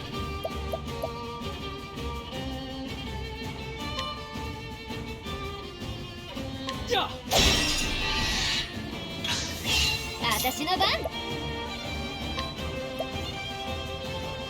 Jeez.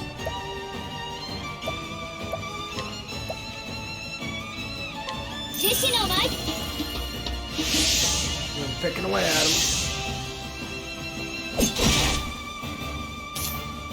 Well, I guess it's the physical defense for one turn. The end of it. Friggin'. They need more than one turn for that physical defense to take off. Oh well. I guess we're saving it? Fuck. Killing it. じゃあ Gotta be about there.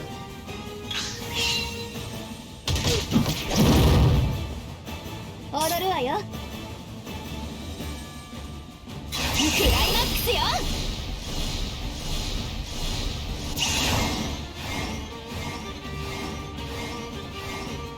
Eh? お祭りのためになせばなる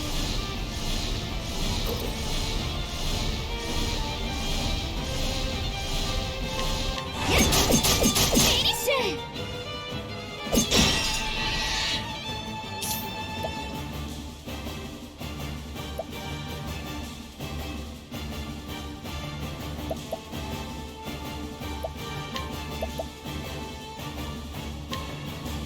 これで大丈夫だ。 It's got in that brew. いくよ獅子の舞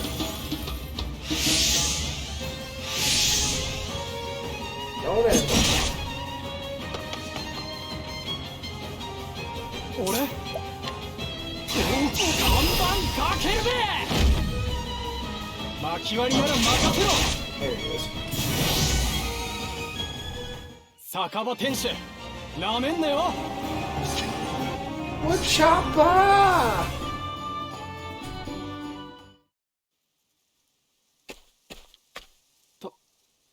倒しちまった。すげえよアグネア。なせばなった。マジで。あんたのおかげよガスこれで守れたかなみんなの楽しみをアグネア。でもパーラはどこにあれアグネ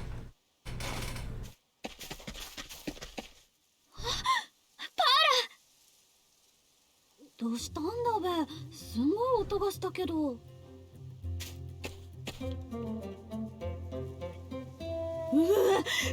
これアグネーがやったのやっぱアグネーは村に収まる器じゃねえべ Just fuck that thing up with nothing but a fruit knife. あらどこ行ってたんだ。心配して。いい木イチゴがなくてさ森の特にね。ごめん。まあいいや、無事でよかった。さあ、ともかく帰るわよ。お祭りが待ってる。でもアグネ、お祭りで踊るんだべ。一丁らが泥だらけじゃん。それじゃ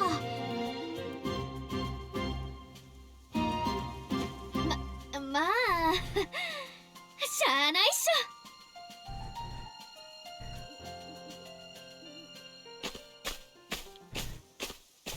父さん、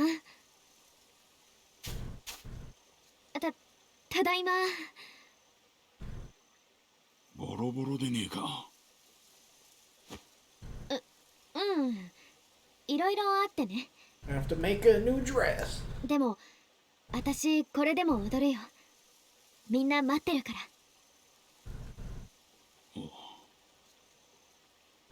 ちょい待ち。Oh no. Got mom's old dress as backup, huh? 暗くてよく見えない。なんだろう。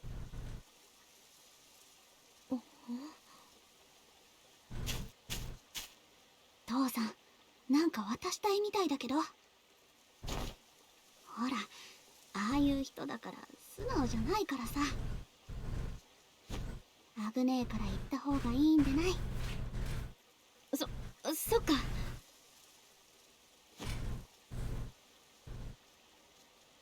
No brother.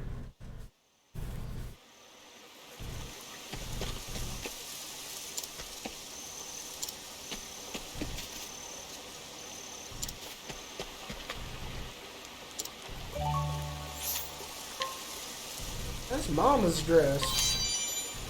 From the Groove Man himself. これは母さんの衣装。お前に合うよう仕立て直した。母さん。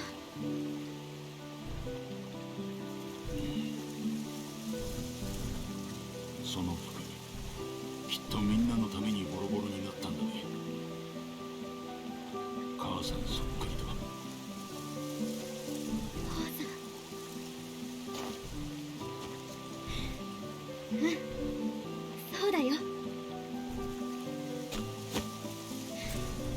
みんなを幸せにするのがスターだからね。Superstar. 行ってこい、アグネア。みんなが待ってるんだね。行ってきます。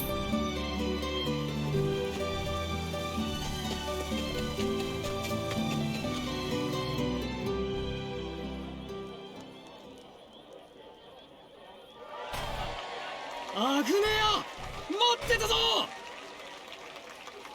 アグネアの踊りがねえと始まんねえべ。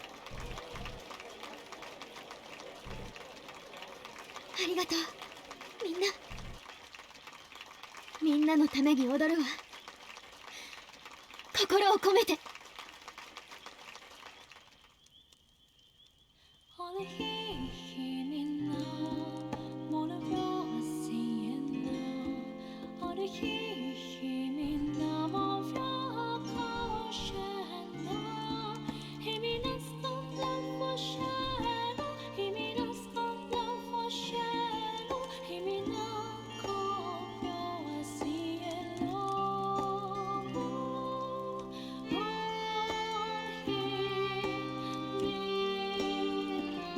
Damn, she can sing too?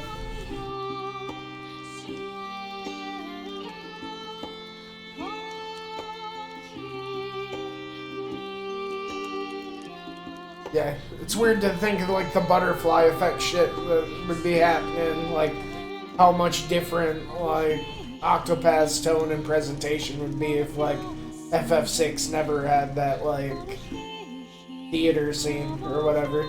I feel like that theater scene is like the twinkling like Octopath like might not have even existed as a series. Or that opera scene, I guess I should say.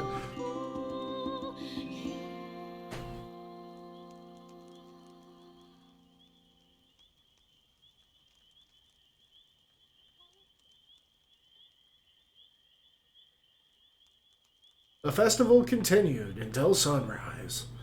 The next morning. おはようパラ。おはようアグネ。もう出る時間だべ。みんな村の入り口で待ってるってさ。どうしてもアグネの門出を祝うって聞かねえんだべ。Nice, she does have a new dress. みんな Almost kind of like flamenco or whatever style. You got like the Spanish frills and stuff going.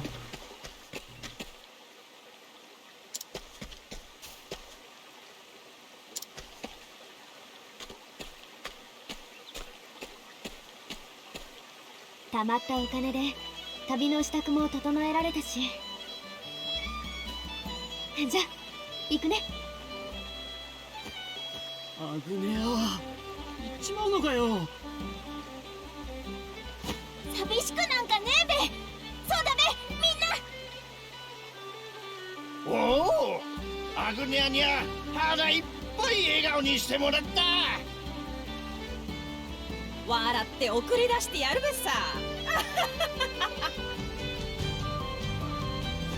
みんなありがとう。アグネア、スターになるまで帰ってくんなよ。絶対だぞ。うん、またいつか踊らせてね、ガス。Gus be like friggin' Alphin's goddamn cousin. 言えんことは任しといて。大船に乗ったつもりで。頼んだわよ、バーラ。本当に。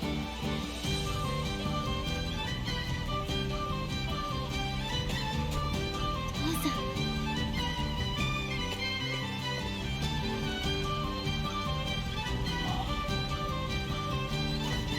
あの踊り、母さんみたいだった。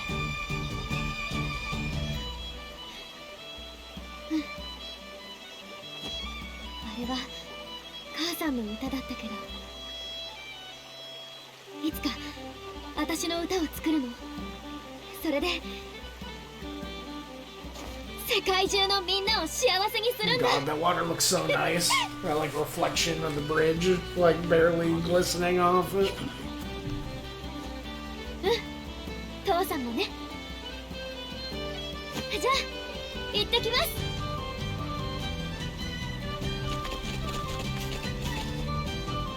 みんなありがとう。ありがとう。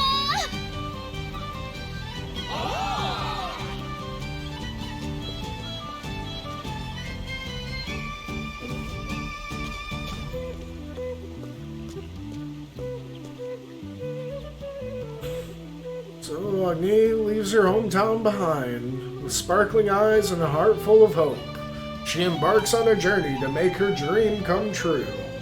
Her dream of becoming a star, a shining beacon who lights up faces wherever she goes.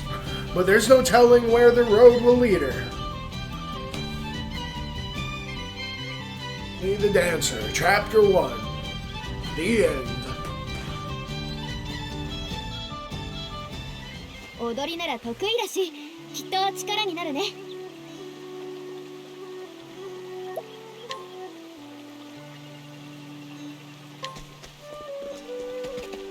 A little bit of a detour. Wasn't expecting that to pop up.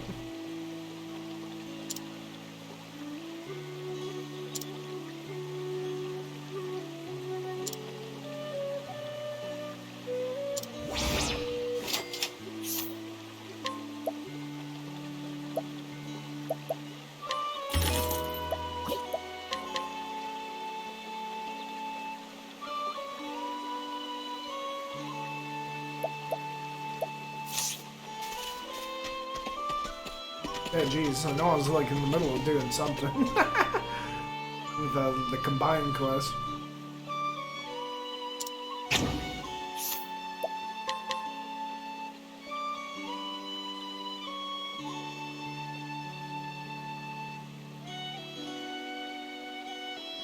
But that's another story.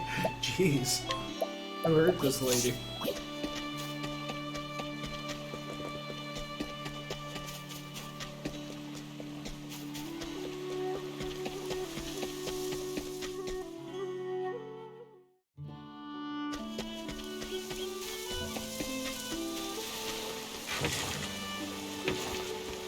This way you say? The animal trail? What did I do? I guess I should have went to the end. Oh well. Fine.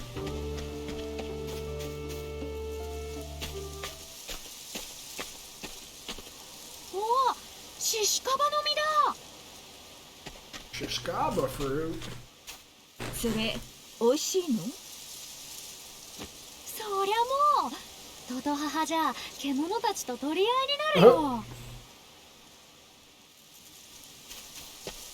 おほ、有り余ってる。おかしいわね。そんなに美味しい実が手つかずで残されているなんて。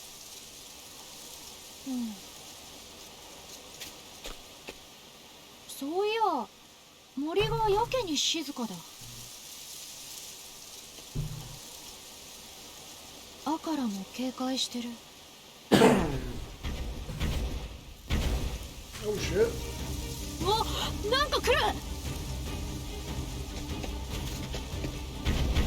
Oh! おお、噂のデュオルデュオル君か。This fucking guy again? ずいぶん興奮してる。どうしたの？どうどう？いけない。我を忘れているわ。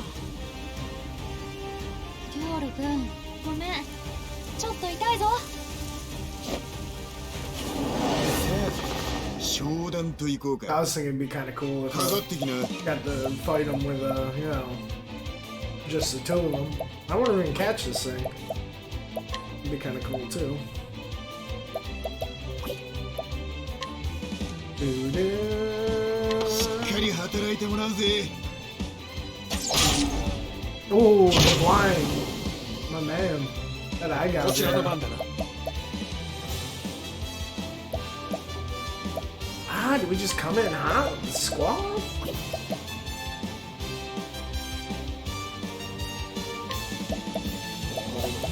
Hold on to her, we'll be fine. 撃ち抜く。どうしようかしら。 Unable to steal, you say?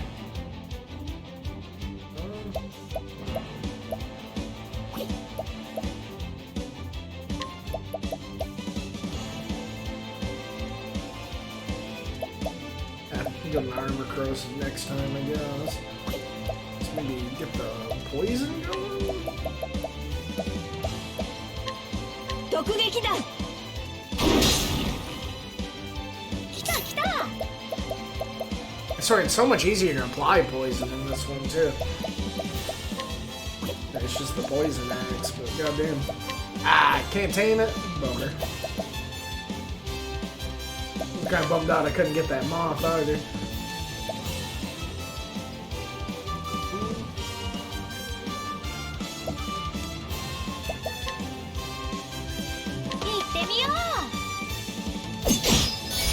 Oh, this one's different. It's not weak to dagger. こっからだ。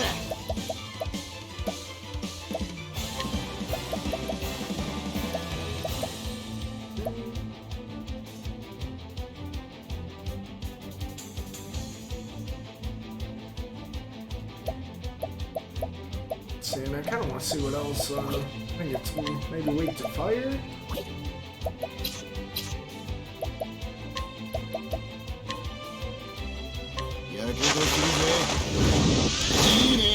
Yeah, sure is. 私の番ね。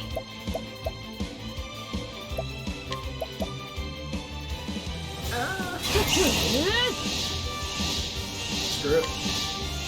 落ち着いて。いざ。That's so weird. We just got done like fighting a different one for. Yeah, we just got done doing the dancers shit.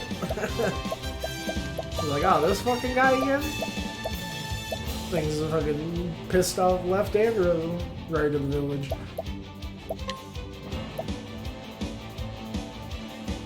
I guess we should wait till. Oh yeah, the dude abides. There we go. Oh yeah?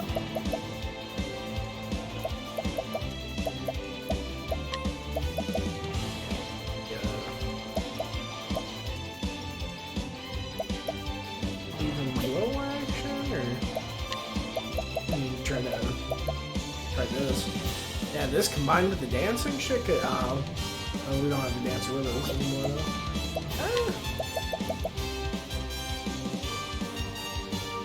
Let's see how this is. 大きいのいっちゃうよ。 You know what? We should have won good because we got the armor throws, you know. I do want to experiment with this. 私の獲物だ。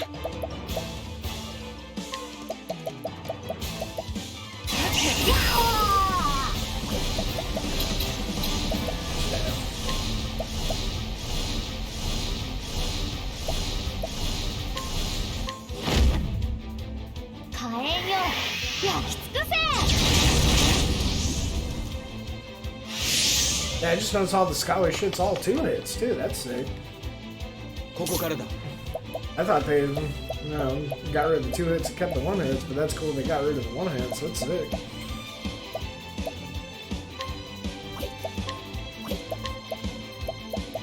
そのために使わせてもらう。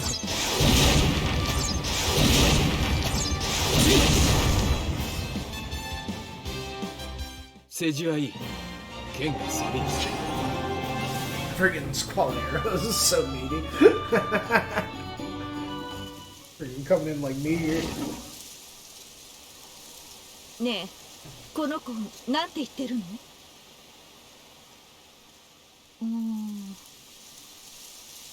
俺はもうダメだ。味が落ちる前に食え。嘘ついちゃダメよ、星と。あなた怪我してるの？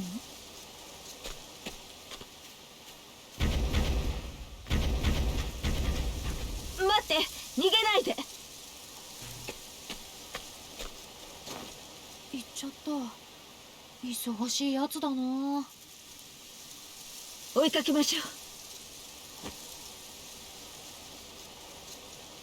If I used the 2 times bad, I think I may have checked it out for a moment, when I first saw it was a thing.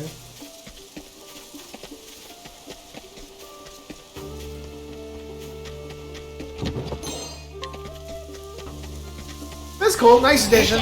I do hate that it, shows up in the corner at the start of, every fight. They're just like, hey, game speed over here. I wish they kind of, kept it under the hood a little bit better, but I think it's a nice addition.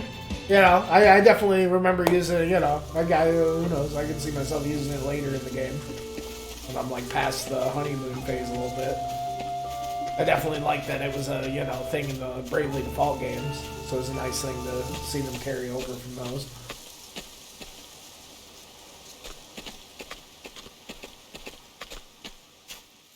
君たちこんなとこに隠れてたの？怖がんなくていいよ。どうどう。みんなひどく怯えている。でも何を？され人間ども、デュオルを傷つけるの。獣たちがそう言っているの？私たちがさっきの子を傷つけに来たと思っているのね。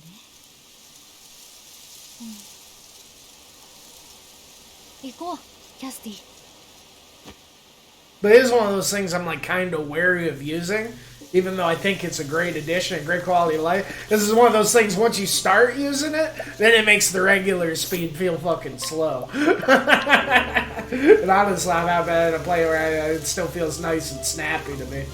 like cinematic, and you know, it's a good like medium. But I already know after like using the 10x2 for 5 minutes, like you just like, yeah, it just feels like a fucking like, yeah, it just feels, it makes the regular, it just feels slow. Make shit start feeling like a slog.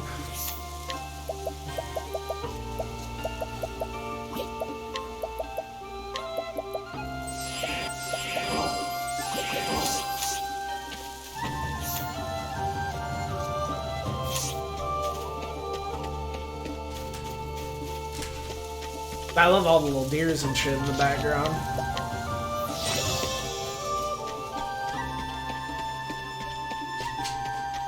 Dang, dog.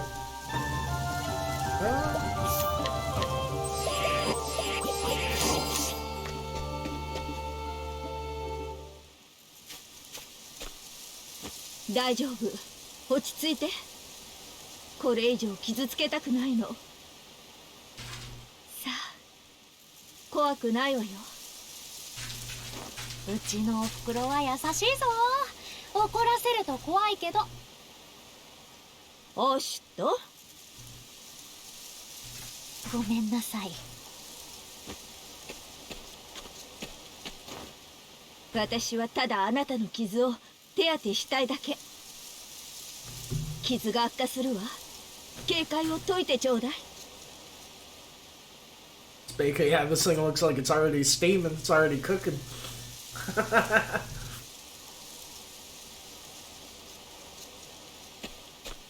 これでもう大丈夫。いい子ね。ウリウリ。ウリウリ。ウリウリ Some of the nicknames the characters be given. They're fucking hilarious. Oh, Shet calls Pertitio Party Hardy. So fucking dumb. お、なになに？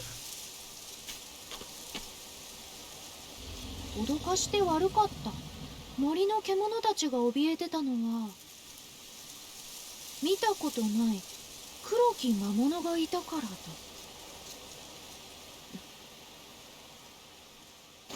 なんだろう、その魔物。気になるわね、オシット。気になるけど。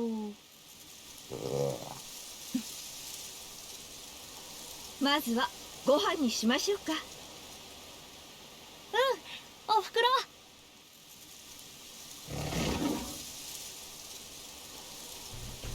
Buddies.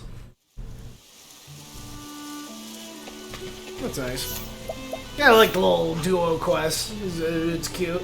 Even though it does feel like, you know,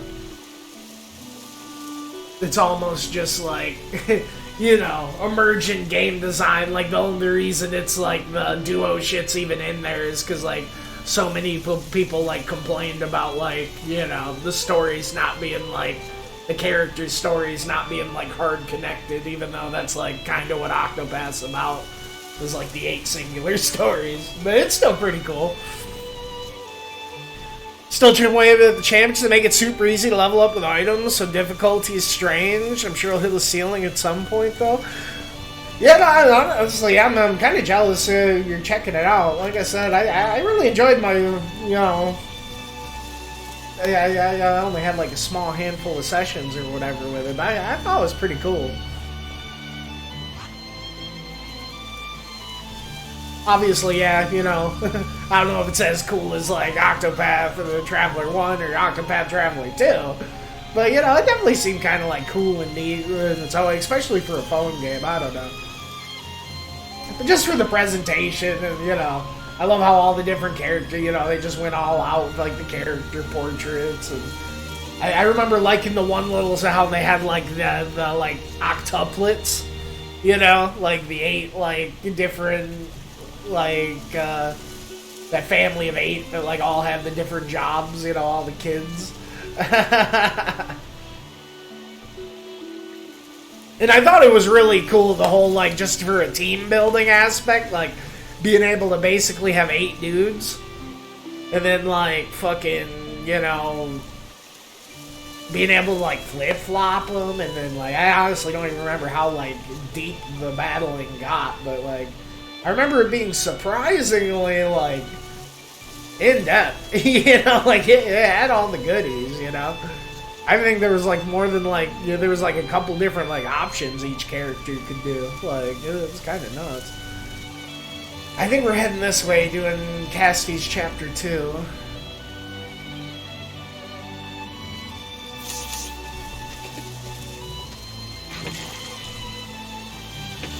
Oh, you can watch ads to fight a Kale, bro, brother.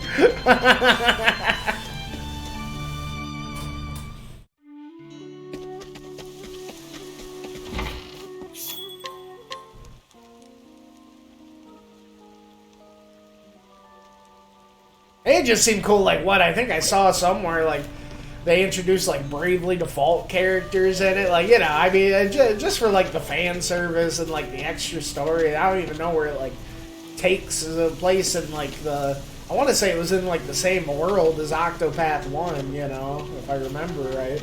I don't know if it, like, takes place before or after, but either way, that's pretty cool.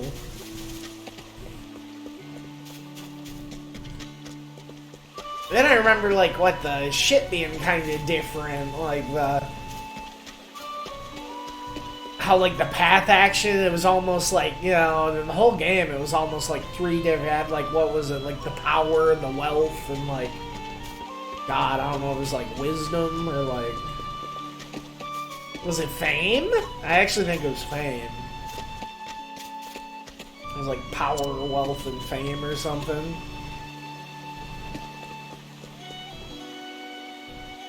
I'm ignoring the story. Too many cutscenes for two.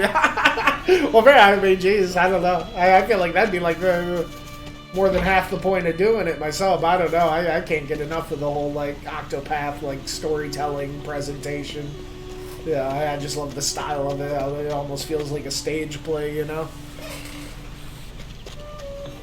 That seems like the major appeal of it for me, like having all the different characters and all the different stories. But I feel like at that point, I'm sure it does, like, you start getting into it, it does just seem like fucking endless or whatever, huh?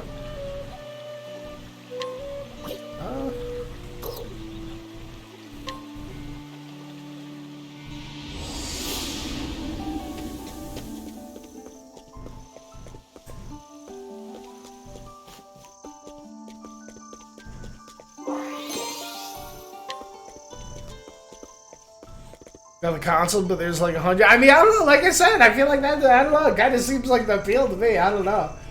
100 different stories to eat up. That sounds wild. But you know, yeah. I mean, I guess yeah. Friggin' nothing wrong with just checking out the stories you want to check out, though.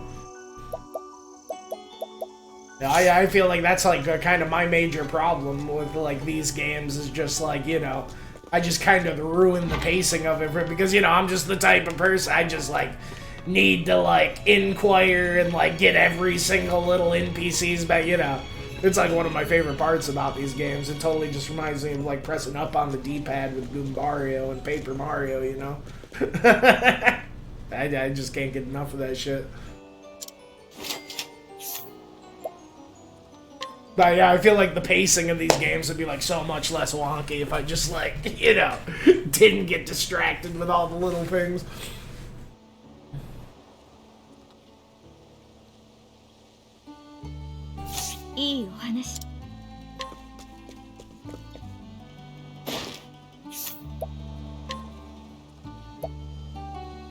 Oh, damn. The chances of encountering... Oh, this is weird. The Octopath pot. I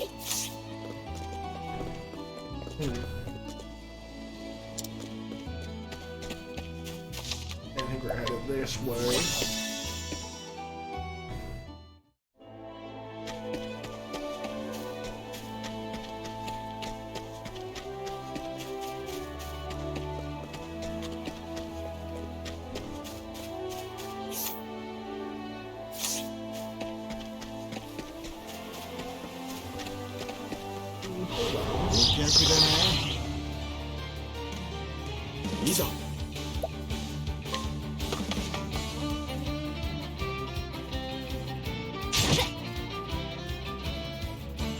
Oh, damn, guys. ここからだ。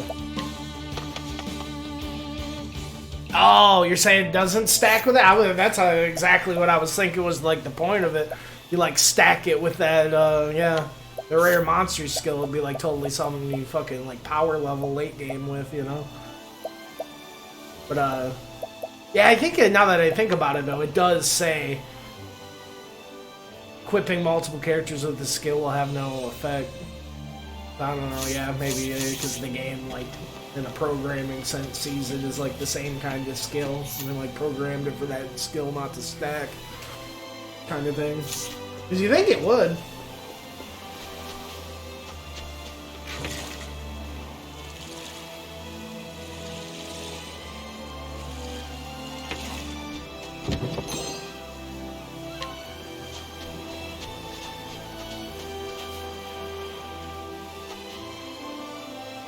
Geez, you can really see the seam there. I we could have polished that up a little bit better. Like the edge of the world.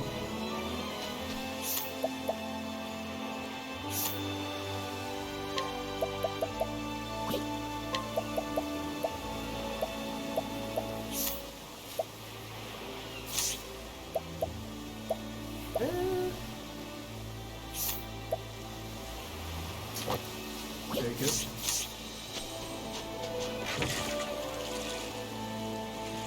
Ooh, let's see what hidden shit there.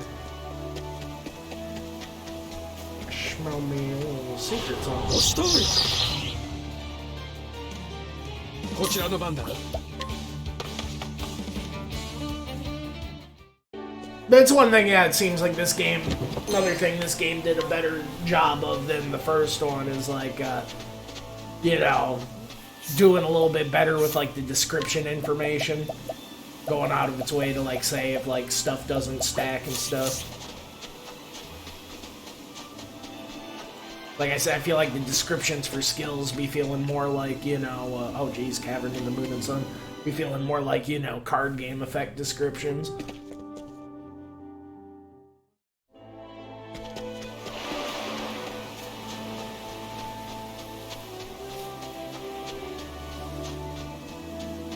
One thing I'm kind of bummed out, I was kind of crossing my fingers for, I was hoping that I was thinking really would have elevated, you know, because one of the things that's really good about these games is, you know, just the equipment and the items and the exploration, you know.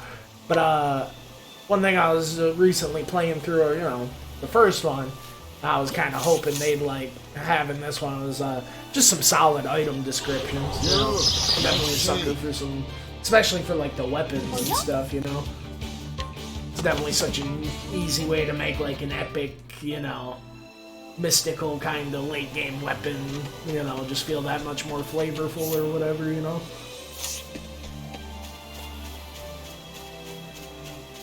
Makes it feel more like a piece of the world than just like, you know, some numbers you're slapping on the character. I totally went the wrong way, hold on. Ah, I think we gotta go down here.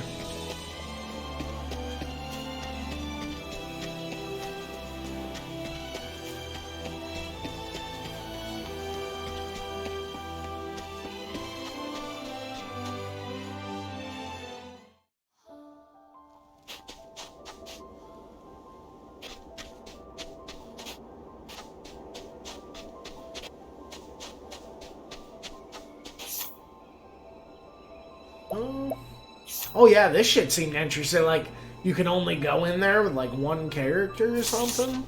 Kind of made it sound like. 治療を始めましょう。さて。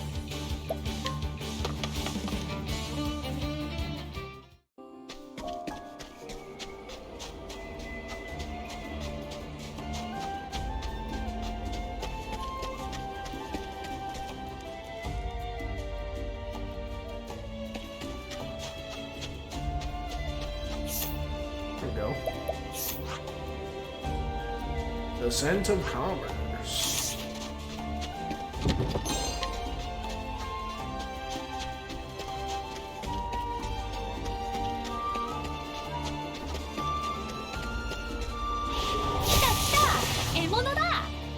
We gotta go beat the devil that is poverty. Not just for us, but for everyone.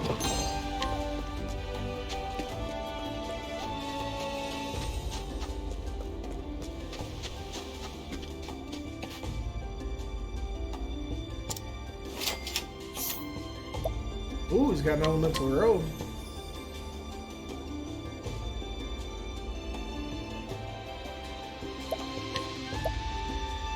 Oh, damn.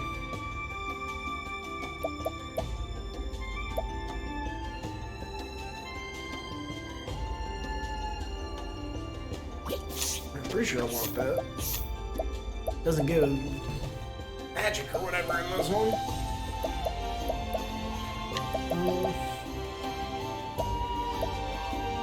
Definitely better than what we got.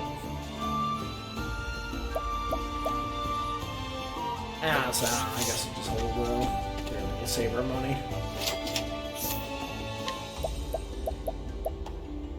So this dude's driving hard bargain too.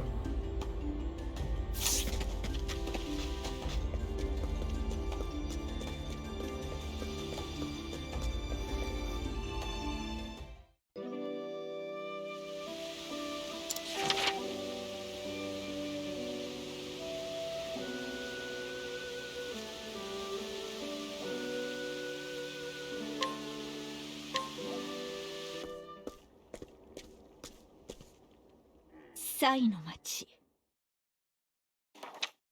医療日誌によると、私はここに来たことがあ Quaint, る dingy little town. 何か私自身につながる手がかりがあるかしら。誰か、ねえ誰か、怪我人がいるの。誰か手を貸し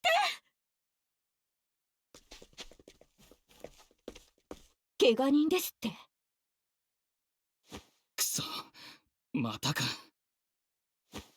仕方ねえさ。いたちごっこだ。その話、詳しく聞かせてくれるかしら。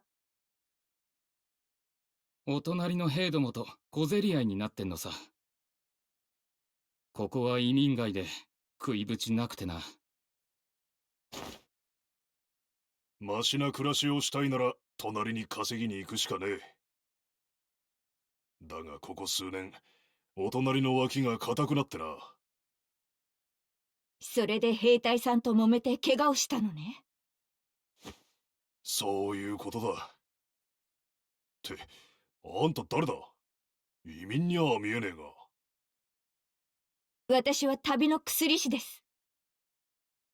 怪我人がいるなら力になれるわ。先ほどの女性はどこに？治療院だ。町の北西にある掘ったて小屋だよ。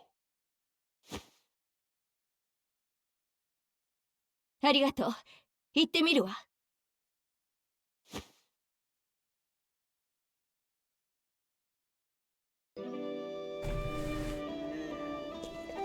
To the hospital.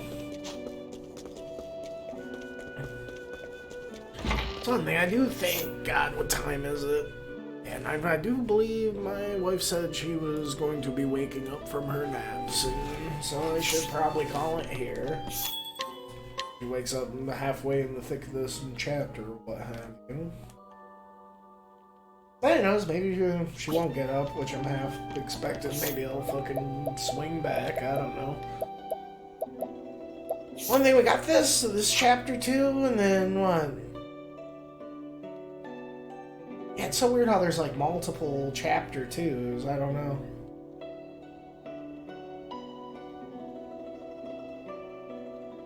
There's like multiple sub-chapters in one chapter kind of thing. Which is cool. I mean, I'm just sad, yeah, when I went and did that higher level one first, it didn't like bump up the level on this one, but... So I figure we're gonna do this 17 one, and then this should be the last of the ones I'm kind of over leveled for, which would be nice. So then what, we got like this level 29 one, and you know, this is also a chapter 2? Yeah, jeez. That's wild.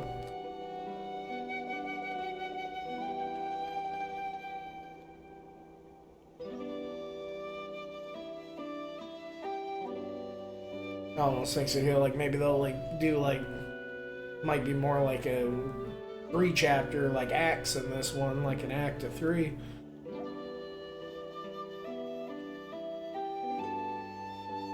But yeah, I'll probably do this one and then maybe this level 29. I am kind of excited to check out Squad B a little bit and do a little running around with them. Knock out their chapter 2s. Get them out of like the level 8 zone or whatever. That's definitely one thing I messed up. Another thing that I'm another awesome change they did in this game was one of the things I was bummed out that I felt like I made a mistake in the first game was, you know, it was totally the right call to like, you know, get invested in the 2 different squads and like do the shit separately, like it's almost like 2 different playthrough kind of things. But one thing I was thinking I messed up in the, you know, first game was you know, I did all of Squad A's chapters, and then after they were all done, I did Squad B's. And it was really interesting because, like, even though they were super under-leveled for, like, all their chapters, they had, like, the late-game equipment, which, like, made them just, like, still feel, like, super overpowered for it. So I wish I would have, like, did them side by side. But, you know, like, do the Chapter 1, Chapter 2s with Squad A, then do, like, the Chapter 1, Chapter 2s with Squad B. But the problem is with Octopath Traveler 1 is they don't let you switch your leader until you finish all, you know, the character chapters with your leader, you know, the dude you pick it first. So it's definitely really cool they let you, you know, they don't Shanghai you, shoehorn you into that. You can just, like, flip-flop it as much as you want. Because, yeah, no, because that was one of the things I was like, man, even if I did decide to do that, I still would have been stuck with fucking, you know, Elfin, or whatever.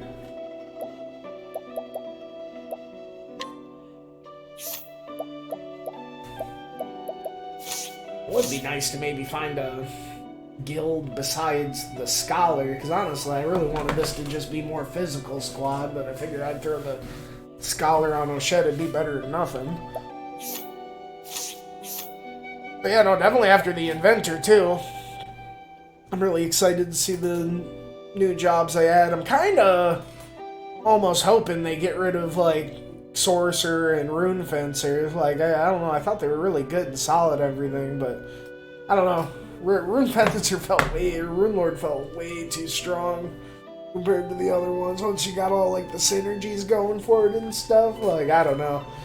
And then Sorcerer just felt like such a better version of fucking Scholar, but honestly, with the way they tweak Scholar in this one, I don't know. I'm excited to see how it plays out.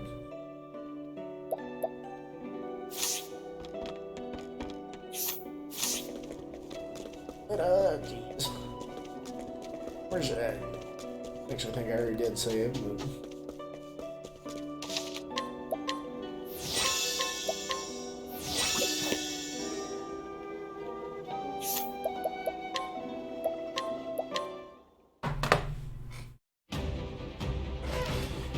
Well, that time, at least wind down for a little bit.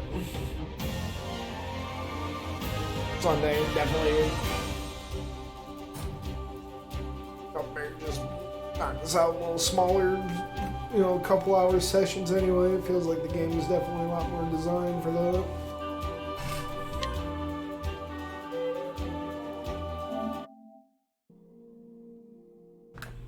Yeah, you know, I'm loving it. Great time. You know, friggin'... Yeah, definitely feeling like, you know, the game hasn't even, like, started, like, rolling yet, getting real good. It's already been just, like, so fucking good. No, I'm definitely excited. We got all the characters now. Stumbled across a couple of those, shrines. It's cool how they still do have the more traditional kind of, like, job shrines, but they're for the fucking EX skills or whatever. That was a nice surprise. Yeah, I'll catch you around, man. You take care.